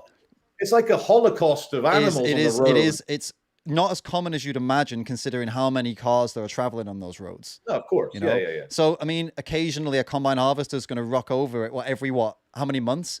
It's highly unlikely that there's going to be many of these, mammals and rodents. I would disagree. I would just, in my ignorance of farming, if I'm thinking in, like, say, Cheshire, a 10-acre land that's growing wheat and soya and corn, I'd say to harvest all that, I would even go as far as say, I can imagine 10 acres. It's like 6 football fields. I'd say probably hundreds of mice, maybe a couple dozen lizards, maybe 10 frogs. It's doubtful, man. But a lot more than 10 cows. I'd disagree on that. But then the question is, are you going to do that? Am I going to personally combine harvest the field? I mean, are you going to go buy a big field and make this decision yourself? No, but the point I'm trying to make is that you're trying to point a hypocrisy in my way of thinking. But the problem is though, is that this conversation is at a level. This conversation, is akin to have I'm not saying you're like this, right? Don't try and catch me. I'm not saying you're like this. I'm just saying. It's akin to, here we go, guys. You ready for this? It's akin to a Nazi in World War II talking to me about the conditions of the workers in my factories while they're gas chambering people. Like, you are currently paying for pigs to be put in gas chambers. I'm not. You can't criticize me for the potential crop deaths from my diet while you literally pay people to put pigs in gas chambers. It's not something we can talk about. We're not on the same level, man. If you go vegan, then we have this discussion and we can do it. But while you're not vegan, why would I? I mean, I'm entertaining it, but why? I shouldn't need to, actually. I should have just said no. But I'm being reasonable, Yeah. No, I get it. Obviously, the Nazis believe that Jews were not human. And so the same way I believe that animals cannot feel second and third order. So you have a lot in common with a Nazi when we break it down. Then. A pussy would pull out of the conversation and goes, "Oh no, we brought up the Nazis. We can't continue." But I get the metaphor and I understand it. Yeah. But so my I guess that was my second last point of view, the combine harvester argument. Sure. But my final, truly devastating, smoking gun, exploding cranium of all the vegans that are watching is do you guys really think that you're going to get more vegans by wearing masks and showing animal abuse in the street? And I know that's not your faction, but you know what I mean. It's I can answer it. Again, to be clear, I'm answering this out of good faith, by the way, because I don't want to seem like I'm dodging. But you've dodged a little bit in the latter parts of this, Okay, no, tell me where I've dodged and I'll undodge. Well, look, I feel like I've been pretty reasonable and I've answered all your queries, and I feel like you've said, okay, yeah, okay, I see that, but I'm still not going to go vegan. And this Yeah. last point has nothing to even do with you being a vegan or not. This is something we can do on a sideline like earlier. Yeah. But Yeah. why at this point would you not be convinced? Why would I not be convinced? Because fundamentally, in terms of the absolute fundamental nature of the universe, I don't think it's that important a point whether we eat meat or We not. went through As long that as we though. don't, We went through that. huh? It doesn't matter if it's important. It's a nothing to you. You just choose something different at the supermarket. You don't pay for someone to stab an animal. You can focus on whatever you want to focus on. You don't need But to give anything up. as long as the animal isn't made to feel pain unnecessarily and they don't suffer existentially, I don't think there's any difference between me eating meat or being vegan as there is between me listening to a CD or listening to a cassette. It's just to use a cow term, it's a moo point. Right. I mean, the nature of animal ag is to harm animals. That they cannot produce animal products without harming animals, whether it's putting their arms inside their asses and forcefully injecting semen into them, or whether it's Yeah. chopping their tails off or ripping their teeth out, which they do to pigs so they can't Yeah. bite each other, and or whether it's shooting them in their head and then slitting their throats. The entire nature of this industry is to harm animals to give people cheese and things and meat and burgers and Yeah. steaks that they don't need. So I mean Yeah. that I feel like that's entirely compatible with what you just said. That like by your own admission, you would be a vegan because you don't want to contribute to any of that, and that's standard practice. Is how it's done. Well, I think you'll find most like non-vegans, if they're normal people, they don't want to go vegan because they enjoy meat and eating meat, Yeah. but they also totally empathize and sympathize with the position of minimizing animal pain. And also, there's probably an argument to be made that a cow or a bull wearing a VR headset, thinking it's the alpha Swiss Alps cow jumping around, that'll probably taste a lot better than a cow that knows it's in a factory or is in a factory. It might not know it's in a factory because it doesn't have that ability to think like that. Mm-hmm. But it probably will get nicer meat if it thinks it's in the Swiss Alps. Yeah, that none of that answers the question though. Which was, sorry, What forgive my. what's not what are you still not convinced about? I don't think eating meat or not eating meat is as important as literally a dozen or a couple dozen other moral fights. We've dealt that with we that have. point, man. We've dealt with that. I'm not telling you it is. I'm not telling you, in my opinion, it is, but I'm not trying to make Yeah. you change your mind. I'm not, if you care more about the inner city teens stabbing each other, which I expect you do, and the whole thing with Yeah. Lucy Letby as well, which I know you do, I'm not telling you this is more important than that. It might be for me. It might not be Yeah. for me. It doesn't matter. All that matters is that you can care about those things and actively do work for those things while choosing a plant-based bean burger, because you know, at the same time, if somebody cares about, I don't know what it is, race, anti-racism, or whatever it is that they care about, or the things you care about, it's. I don't care if you focus on that. I'm not one of these people that tells you should focus on what I care about. It's that Yeah. as long as you're not harming the ones I care about, I couldn't give a shit. The same way Yeah. that I'm not, maybe I won't go out and protest for BLM, but I'm also not lynching black people. So it's like, I Yeah. mean, they should be neutral. I'm neutral. But Yeah. if I were doing something horrible or being a horrible racist, I'd expect those Yeah. people to come for me and say, hey, you might not be one of us, but could you at least just leave them alone? That's all I'm saying to you here today. Like, why Yeah. not just, I care about animals. You care about animals. Yeah. Why not just leave them alone then and carry on living your life the exact same way, but then just make these small changes so that they're not being, forcefully bred and kept in these horrible places and then killed in slaughterhouses. It seems like a Well, no-brainer. I hope I don't cause offense Okay. or annoy you, Sure. David, because we've had almost 2 hours, Sure. an Yeah. hour and a half. Yeah. I'll get to your last point as well. Don't worry. I've not Yeah, forgotten. yeah, we've had, and it's been a very good back and forth. But if I feel almost shy to state to you, and to say now that whether to eat meat or not is a slightly of a shoulder shrug, and okay. Yeah. Like I just, because of my philosophical background, because of my ability to think rationally about the nature of the universe, and there's no answers, by the way. Anyone Sure. that does tell you is a fucking liar. Sure. But Agreed. because I'm only here for literally a fart amount of time, like Yeah. my 90-year life, I hope I make it to 100. Sure. But let's say I'm only here for 80 years. Then my existence has been a fart. Yeah. A fart. Yeah. And on this infinite timeline, from the the Big Bang to the heat death of the universe, I don't think whether I eat animals who have no existential ability to suffer is that big a deal. I don't want to offend you, but I don't think it's I'm not that big trying a to tell deal. you it is. Like I said, it is a nothing. It is almost like a, it's such a minor change you would make. It doesn't require you to think it's a big deal. I'm not trying to convince you it's a big deal. I'm not trying to convince you of anything. Actually, you agree with me. You've rescued animals. You've raised animals. You say you don't want you don't want to see them hurt. You would rather they weren't hurt. You care about their welfare. I'm not. I don't even need to convince you of anything.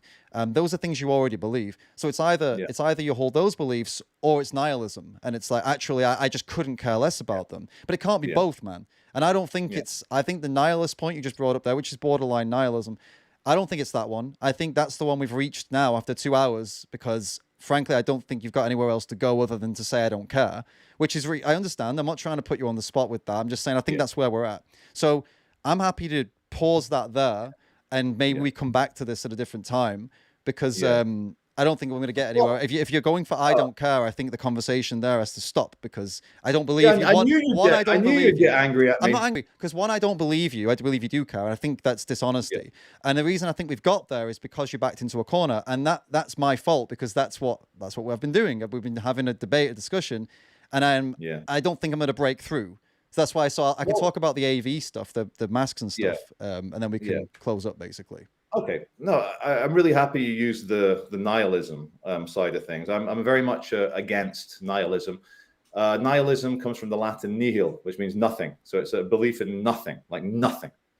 I don't believe in nothing, David. Sure. That's my bad. Maybe I don't understand what it means. I guess, sorry, I'll clarify. When I used the word sorry, I'll just tell you, when I used the word nihilism, I meant as in like oh, what's the point? I don't really care. And this nihilistic towards this specific topic, like, what's the point?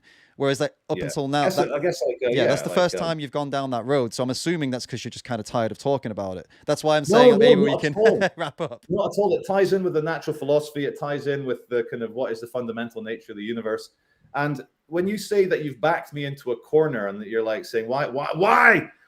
You know that scene in the Matrix where Agent Smith grabs Neo? Why don't you just fucking give up, you little shit? Sure. And the Neo's like, I feel like the guy going, It's like you're trying to, not indoctrinate's too strong a word, you're trying to convince me of something. And because you're so invested in that moral world, and in terms of that, you're probably one of the more moderate vegans I've ever spoken to, but I can still sense your frustration that even though we've had this high order philosophical discussion about veganism or not veganism, you still seem disappointed that I'm not a vegan at the end of this conversation. Well, of course it's a disappointment, because you say I'm trying to convince you, or I suppose you would say indoctrinate or convert or whatever, but I'm not. I'm working on what you told me. That you told me what you believe. I'm not trying to change your mind. I'm trying to get you to commit to the things you say you believe, and I would hope that you would, because I don't give a shit if you call yourself a vegan or not. I really couldn't care less. I care about animals. You care about animals. I do the things in my life to try and be good to animals. You're not doing those things. I would hope you would start doing those things because you care about animals. That's not indoctrination. This is a simple step by step to this conclusion of, okay, you sound like a vegan. You've sounded like a vegan multiple times in this conversation, to be honest with you. The way you spoke about animals and the empathy There's a lot of crossover between the morality of veganism and the morality of any normal British person, I think. Yeah. I mean, yeah, absolutely. And that's why it's disappointing that people still do pay for these horrible things. But, you know, I'll tell you something, like, this might placate you or at least reassure you that I'm not trolling at this late stage. And I hope your viewers see that I'm there were some comments on the VFC, the big heavyweight thing, where people wrote, I hope Charlie takes this seriously. Sure. And that stuck with me. So I hope people see that I have taken this seriously. But you know the expression, when in Rome, do as the Romans. Yeah. I think we can both agree, if we are going to Elon Musk the stars and we're going to go to Alpha Centauri and there's like a 17-year space voyage, of course the astronauts will probably be on a vegan diet, because can you imagine raising animals in like outer space? Probably some kind of dry, vacuum-packed, super protein-packed thing that they eat that's most likely going to be plant-based. There'll probably be vegan astronauts, and that might be in 100 years' time, 200 years' time. Yeah, most likely. But I say that now this might be opening a can of worms, and I'm sorry. You've opened a few. Yeah, go on. Yeah, we'll see. But as a humanitarian, as someone who loves people, I also am sometimes alarmed by the devastating nature certain parts of the world harvest their forests and their wildlife and animals and bushmeat and so forth, and like chopping down forests, which kills the animals for their fire. And we're having an issue in Sri Lanka because of the price of oil and gas has shot up. People are chopping down the forests, and instead of eating dairy farm cow, they're eating wild boar, or they're eating fancy pigeon that's endangered. Now, this is the massive can of worms I'm having here. Yeah. The planet has 8.5 billion people or what have you right now. Right. Within our lifetimes, David, it looks like it's going to get to 10, 11 billion. Right. Now, whether that's sustainable or not, that's for a different discussion. But, for me as a meat eater, we're talking about first order thoughts. Yeah. Now, this is where you maybe write me off as a crazy person, but hear me out, and viewers, hear me out. Okay. Tuck yourselves in, get ready, strap yourselves in. There may come a time in the next 100 or 200 years where we truly have to think about stopping people from harvesting the entire Amazon basin or harvesting the last remnants of the Indian or Pakistani forests. Yeah. And how would we stop them?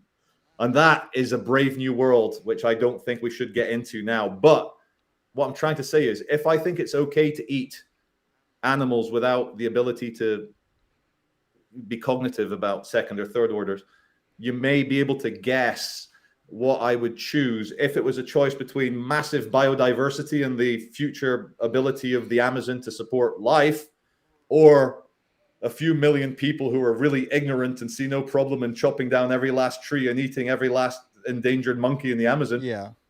I'd probably be on the environmental side than of the people. Yeah. And even though I'm a humanitarian. Yeah, okay. And what I'm trying to say here is, in 100, 200 years, if it looks like the planet cannot sustain... I get you, yeah. Yeah, you get what I'm saying. Yeah. So there's no black and white. Sure. Everything is a nasty shade of gray. Okay. And one man's freedom fighter is another man's terrorist. Sure. But also, one man's fascist might be celebrated by the Polish people as like the defeater of the Soviet Union. Yeah, okay.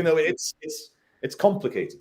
Okay, basically, I get the point you're making. It felt like the point you were making was that basically things are complicated, like overall. Summarized. Yeah, it's complicated. So please don't write me off as someone that's not open to reason and vegan arguments, because I am. It's just that I still choose to eat meat. I know. I'm not writing you off as someone who's not open to the arguments, but I am writing you off as someone who's not willing to act in accordance with the conclusions of the arguments that you agreed with. And that is disappointing, obviously, but I never expected it from one conversation. And I hope that this conversation doesn't end up becoming some big ego battle between us, because honestly, for me, it's not like I'm gonna hail victory if you go vegan and I'm gonna be, oh, fucking see, look how cool I am, I told him so.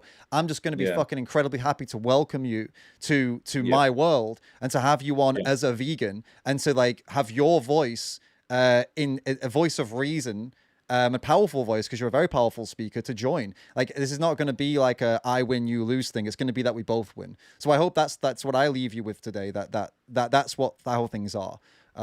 It won't be. Yeah, and I got that general. Brotherly, and I'll call it brotherly. You've been wanting me to join the tribe, and in a brotherly, friendly not way. Really, no. It's not the tribe. It's like my circle, like me. I have my own things, and I like, not just because you're a vegan, I wouldn't be like, oh, you're my mate now because you're a vegan. It's that I think you're a decent guy. I think you're a decent person. I like a lot of the things you say, and this is really important, I think, and you agree with me that it's important. You don't, but you agree with all the arguments that I've made, and we've come along this way. So that's what I'm hoping for. I'm hoping that for that, not for hoping for a victory. That's not where I'm at. I hope ego doesn't get in the way of any of your thoughts moving forward, basically. No, thank you. But I hope we can say that you've mentioned that I've agreed with a lot of the arguments. But just so that we're crystal clear, if I remember, they were all about the fact that it's better to not have animals feeling pain or suffering. And that 100%, but how we go about that, we have fundamental differences. Well, it's as simple as don't pay people to put animals in pain. That's it. That's there's no difference in that. You agree with me, you just don't want to do it. That's where we're at. You don't want to But do it, but again, you it's agree. the whole argument about justified, justifiable. Yeah, Do we yeah, get yeah. something out of I it? think that's what it boiled down to be honest. That's where I'm at. But listen, you asked one question. I don't want to dodge it, and then we'll wrap it up, I guess, because it's been a while. I guess I was thinking an hour, but here we are. I know it's flowed really Yeah, well. yeah, Yeah. yeah. You asked about the TVs showing animal ag and the masks, and do I think that's a good thing to convince people? I mean, I know, like factually it is because a lot of people have actually joined those groups and come back and said, I want to help. This reached me. This touched me. I don't want to be part of this. What can I do? And then they say, I'm going to go vegan. I'm going to come do the same thing. That's very common with that specific group, Anonymous for the Voiceless, they're called. They get a lot of people joining from the actual events, which means they've gone vegan and joined. There's another group called We the Free. They do the exact same thing, but without masks, and they have similar results. There are other ways as well that people do this. There are people that go out on the street, like I did, with no screen and then just a microphone and talk to people. I know the impression is that it puts people off, but actually it tends to be a lot of the opposite. I mean, it can put people off too. Each different people have different opinions on it. I get that. Some people don't like it. A lot of people don't like it, but I think it's important that people who are paying for this see exactly what they're paying for, and that's where these screens come in very handy. People have never seen this before a lot of the time. The horrors and the absolute brutality of animal agriculture. So that's the point of it. It's not just to piss people off or something. That's not the reason. Yeah. Well, that's great. Now, my brain was going like, could you tell me the top, like who in history or current events, who are famous, wonderful vegans who people can look up and say, oh, that was interesting. Who are they? Oh yeah. So there's this guy called David Rams. I was going to joke. I was going to say, I bet he's going to say. Yeah, I'm in this world, but obviously there are people who've been around a bit longer and with a bit more coverage. And there's Earthling Ed. He's a great guy. He's a British guy. Yeah, Earthling Ed. He's one of the OG people to go out there and get on the streets and make content. Very, very calm, reasonable guy. A lot more vanilla than I am, for example. He keeps things very, very soft and calm, and he's firm, but he's very reasonable. He's a great one to go check out if you're interested in lots of data-based stuff. And if you're looking for famous people, anyway, he's a very famous like social media. You've come into contact with Joey Carbstrong a couple of times, I believe. He again for the last, I think he's been doing this for like 15 years now. A bit spicy, a bit more aggressive, obviously. And let me just say, if Joey Carbstrong's watching this. Joey, release the footage that we did on Market Street together. No, I'm not going to say that. But Joey, I thought I devastated you. And I cannot believe now, 6 years later, you still not released the Charlie Veitch, Joey Carbstrong video. So I don't know. He should. I don't know. I don't think we've talked about this whole thing with you actually yet. But I don't know if he has the footage. I don't know. Maybe it seems unlikely that he would not be posting it for that reason. It might be something that was wrong with it or something. I don't know. You know what? It could be something as simple as, and I've been there as a filmmaker. Yeah. You forgot to press on the microphone, and then you've got 2 hours of footage and it's unusable. So it could be something as technically mundane as that. Definitely. People can also check out, I mean, I'm not going to talk about famous people right now. I'm going to go a couple of people that aren't as well known, but there's a guy, Cliff Grant. He's an Irish street activist, very calm, very reasonable, has some really heartwarming conversations with people on the street.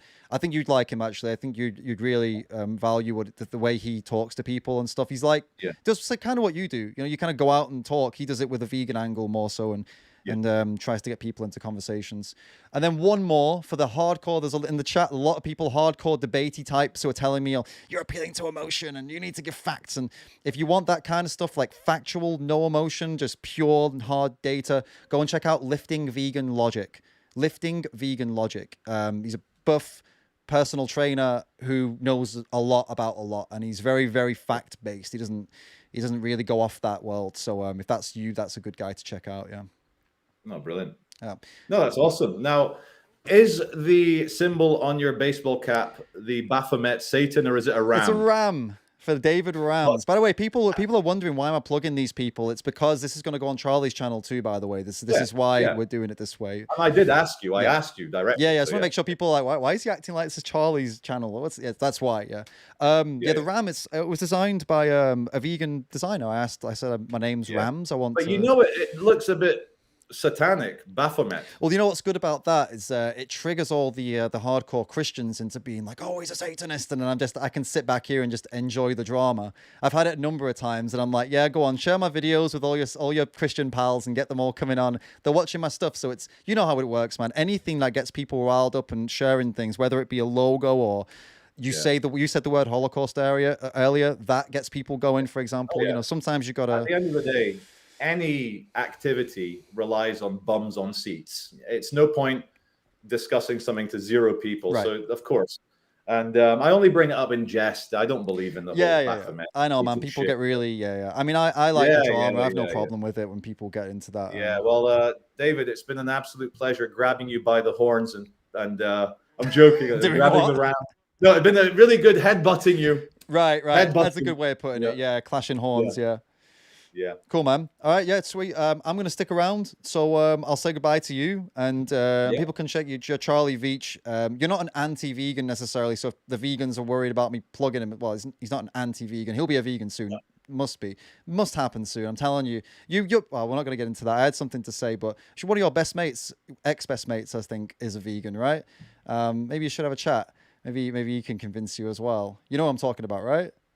Yeah, so I don't know if you guys are still, whatever, that's a whole thing anyway. Yeah, Charlie Veitch, if you like watching videos of people walking around city centers taking the piss out of everybody, then go and check him out. That's what you do mostly, right? Yeah. It's been an absolute pleasure, David, and I found this very, very useful and also very fun, and the 2 hours have passed like that. Yeah, man. And you can probably hear the bloody ice cream van. Yeah. Fuck you, ice cream van. Great timing. It's Chester, the child molester. He's arrived. I'm joking. All right. Cheers for that. And yeah, obviously I'll send you the stuff later on, and you can pop it on your channel and all that good stuff. Cheers, mate. Thank you very much, David. It's been a pleasure. Thank you. See you later. See ya. All right. So guys, I'll stick around a little bit longer, guys, so I can do the chats and all the super chats and everything. So but I guess quick summary before I do that. I mean, it was what it was, right? I think I don't know. Like I was being more reasonable here than usual because I feel like we agreed on so much. I think the only thing that was holding Charlie back from agreeing was the fact that it's on YouTube and it's live and everyone's watching and all of his people are like, so that's why we didn't end in some big blaze of fire. I know some of you would have wanted me to be like, yeah, just screw you. No, I wanted to end it in a way that was like, okay, you know what? Let's leave things good. Let's leave things well. Let's leave that bridge built. Because I believe that he is not some kind of evil person. And I wanted to make sure he knew that I believed that in the end as well. So to the vegans out there who were wondering, you know, maybe disappointed with this not going up in a big blaze of fire, hold him accountable, stuff like that. That's why I chose to go this way, all right? I want to make sure we're all clear here. I don't think it's excusable. What he said about animals is not excusable. Him continuing to pay for this is not excusable whatsoever. But I do think that he's going to change. I do believe that he will, as long as the ego doesn't get the better of him. Like I said, you know, as long as he doesn't think like, oh, I'm losing if I give in. It's like, you're not giving in and you're not losing. You're making a decision that's amazing and you were convinced of it. So just do it then. Let's just do it, man. What's holding you back? There's nothing holding you back. Let's go. So there you go. All right, let's go through the supers. Dillian, thank you so much for the tip, mate.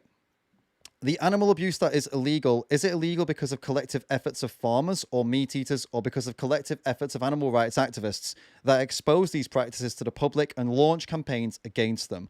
Well, that's a great point, Dillian. The reason that we call these things legally abuse is because you're right, because activists pointed them out and said this is abuse and had to convince the courts that it's abuse to bring in a new law. There were no farmers doing that. You're 100% right. That is a great point. And there were also most likely hardly any, if any, meat eaters are all doing that. Thank you, Dillian. Great point. Mark J, thank you, mate, for the super chat. Sad that some people intellectualize about comparative degrees of suffering among species. Nonsense. All species experience pain in the same way. Thank you, Mark, for the comment there. It's a really good point that we do need to discuss degrees of suffering to a certain level, because we've got to make some distinctions at some points because there are differences, but it doesn't matter. None of it justifies stabbing an animal. Like, oh, they suffer less than a human psychologically, so we stab them. That doesn't make any sense. So I agree with you there for sure. Thank you for the tip. Sorry, your name always comes like this, and I always forget what your actual name is, so my bad. Meat eaters and kitty fiddlers take advantage of the powerless. I did mention that I didn't go for kitty fiddler, though. I said that with a rapist, for example, they're taking advantage of if somebody didn't have the second, third order thoughts, would it still be wrong to do that? And obviously, no, of course it's still wrong. Well, there we go. Thank you for the comment. Great comment. Dilliam says, we are instinctually drawn to high-calorie foods. Same goes for cake and donuts. I made that point without seeing your comment, or maybe it was subconscious, bro. Maybe actually I did see it. Thank you for that. Good point. And I brought it up, yeah. So we worked together on that one. DJ Lernal, thank you for the tips. Has just joined the stream about 30 minutes ago. Well, I mean, make sure to rewatch then, because there was a lot of stuff in there. There's a lot of things to zone in on, a lot of interesting chat and debate, and I think it went pretty well, to be honest. I think, I mean, I'll watch it back and we'll see, but I think it went as well as it could do. I think Charlie was far more reasonable than I expected. That's no shade on him. It's just that he is occasionally a massive troll. Like I said, Charlie Veitch is what I called him, and occasionally he is like that. Orestes, thank you for the super chat. Charlie Veitch, your content is awesome. I wish you were vegan. This live was awesome. I hope you have another one and maybe you go vegan. Orestes, I agree. I've checked out some of his content, not all of it, but not a lot of it even, but the last 5 videos maybe. And there is something about what he does. It's very artistic. It's interesting. It's kind of cool seeing the different types of people in the cities. And you know what? It actually inspired me to be more confident with my activism, because watching him and how he just goes out and talks to strangers and films them and just doesn't give a shit. Well, it kind of inspired me. I've just literally had like 2 full days of filming in the streets in the UK where I was doing that because of the inspiration of kind of how he does it. Just going up to people and just talking to them about veganism and not worrying about, oh, am I bothering them? I need to ask permission. Like, no. I was just walking up to people with a microphone and saying, "Hi, are you vegan? And why not?" And I did that like multiple times and had some incredible conversations, and some really interesting stuff came of it. So, yeah, Orestes, I agree. Charlie has some content that is definitely inspiring for other people who create content like that. And so yeah, it was really good. Yeah, useful for me to see that. Keith, thank you so much for the super chat, mate. I appreciate that. Legend. Thank you everybody who super chatted today. Yeah, so summarize, yeah. I think it was a good debate. I said everything I wanted to say. I didn't think I left anything out. I don't think that there was anything more to be said. That's why I'm not really saying much more right now.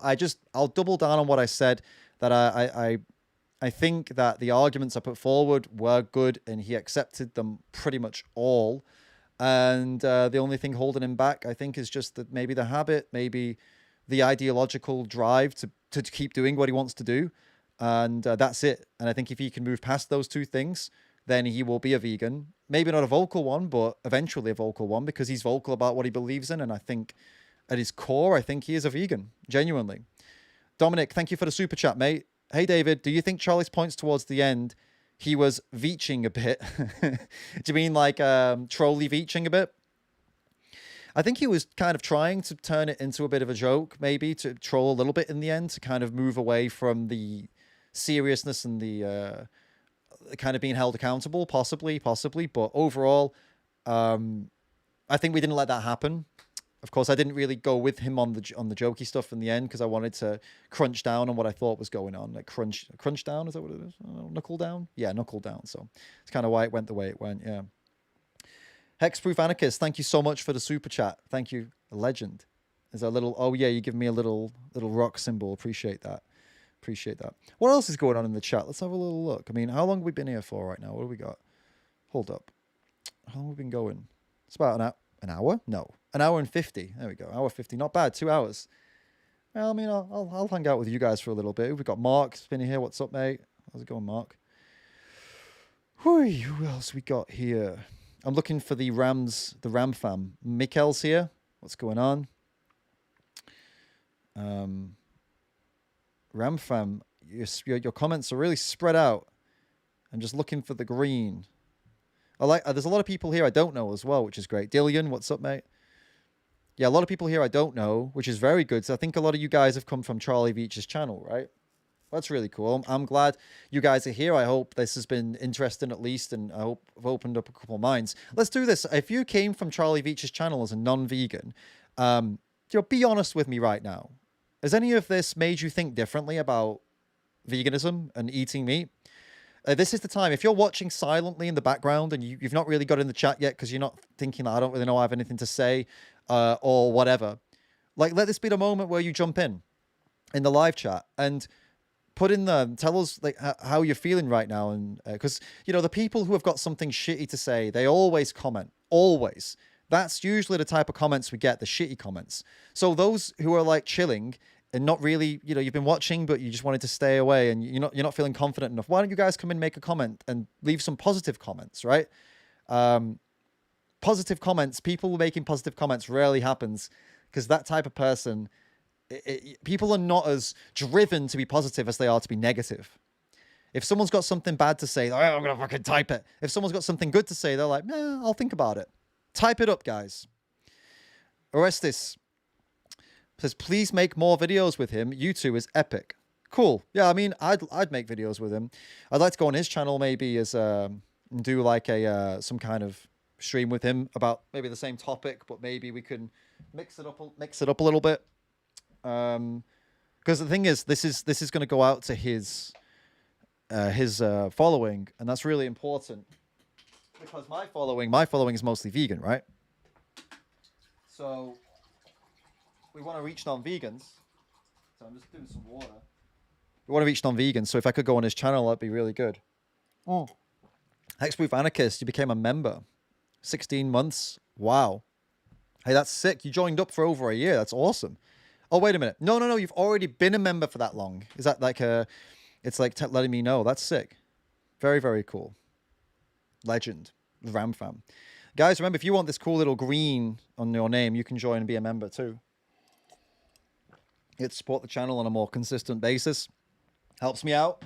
Means I can make more videos. Means I can actually focus on the work rather than focusing on where the hell the money's coming from, Cancel David Rams for not caring about vegans. Funny. All right. So yeah, you see, it's funny. The only people from Charlie's side making comments are still the negative ones. You see what I mean? Kind of proving my point. Unfortunately, like I say, negativity gives people more of a punch and more of a drive to comment. Positivity doesn't. Positive comments, people with positive mindsets don't really comment, especially if someone's positive, but they just changed their mind, then they wouldn't necessarily comment because they're still figuring it out. So what you tend to get is just pure negativity from her. But this is good though, because there's over 250 people watching, or 200, almost 250 people watching. So there's definitely some people that are having a moment, which is nice. I see a comment from Keith. Thank you for the super chat, mate. I'll wait till it pops up and then I'll read it out. It's just a bit of a delay with it popping up in the system. All right, but I will check that out soon. And remember, guys, if there's a comment you really want me to see, respond to, you can drop a super chat or use the Streamlabs link in the pinned comment, and I'll get to it as I've gone through. I think I've gotten through every single one of them so far. Thanks to everybody who was doing it when we were going live. I saw your comments. I appreciated them. I don't know why Keith's comment isn't coming up. All right, Keith, I'll put it up manually if it'll fit. Let's try. All right, hold up. Let's try and sort this out for you.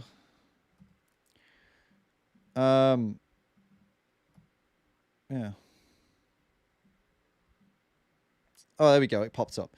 Sorry, David. You have to watch more CV Charlie Veitch videos. He's 100% a narcissist, xenophobic, transphobic, anti-Semitic, and homophobic. Are you the same? I no, I don't believe I am those things. I've not seen any reason to believe he's those things either. Narcissist maybe. I think he'd be the first to admit that. No, I'm kidding. But I don't know. I've never seen him. I've not seen anything xenophobia or transphobia or anti-Semitism or homophobia from him, to be honest. Yep. So can't comment on that. And yeah, that's. I don't know what else to say. Thank you for the super chat. I don't know what else to tell you there, mate. I've seen the last, I don't know, 5 videos, and I haven't seen any of that stuff.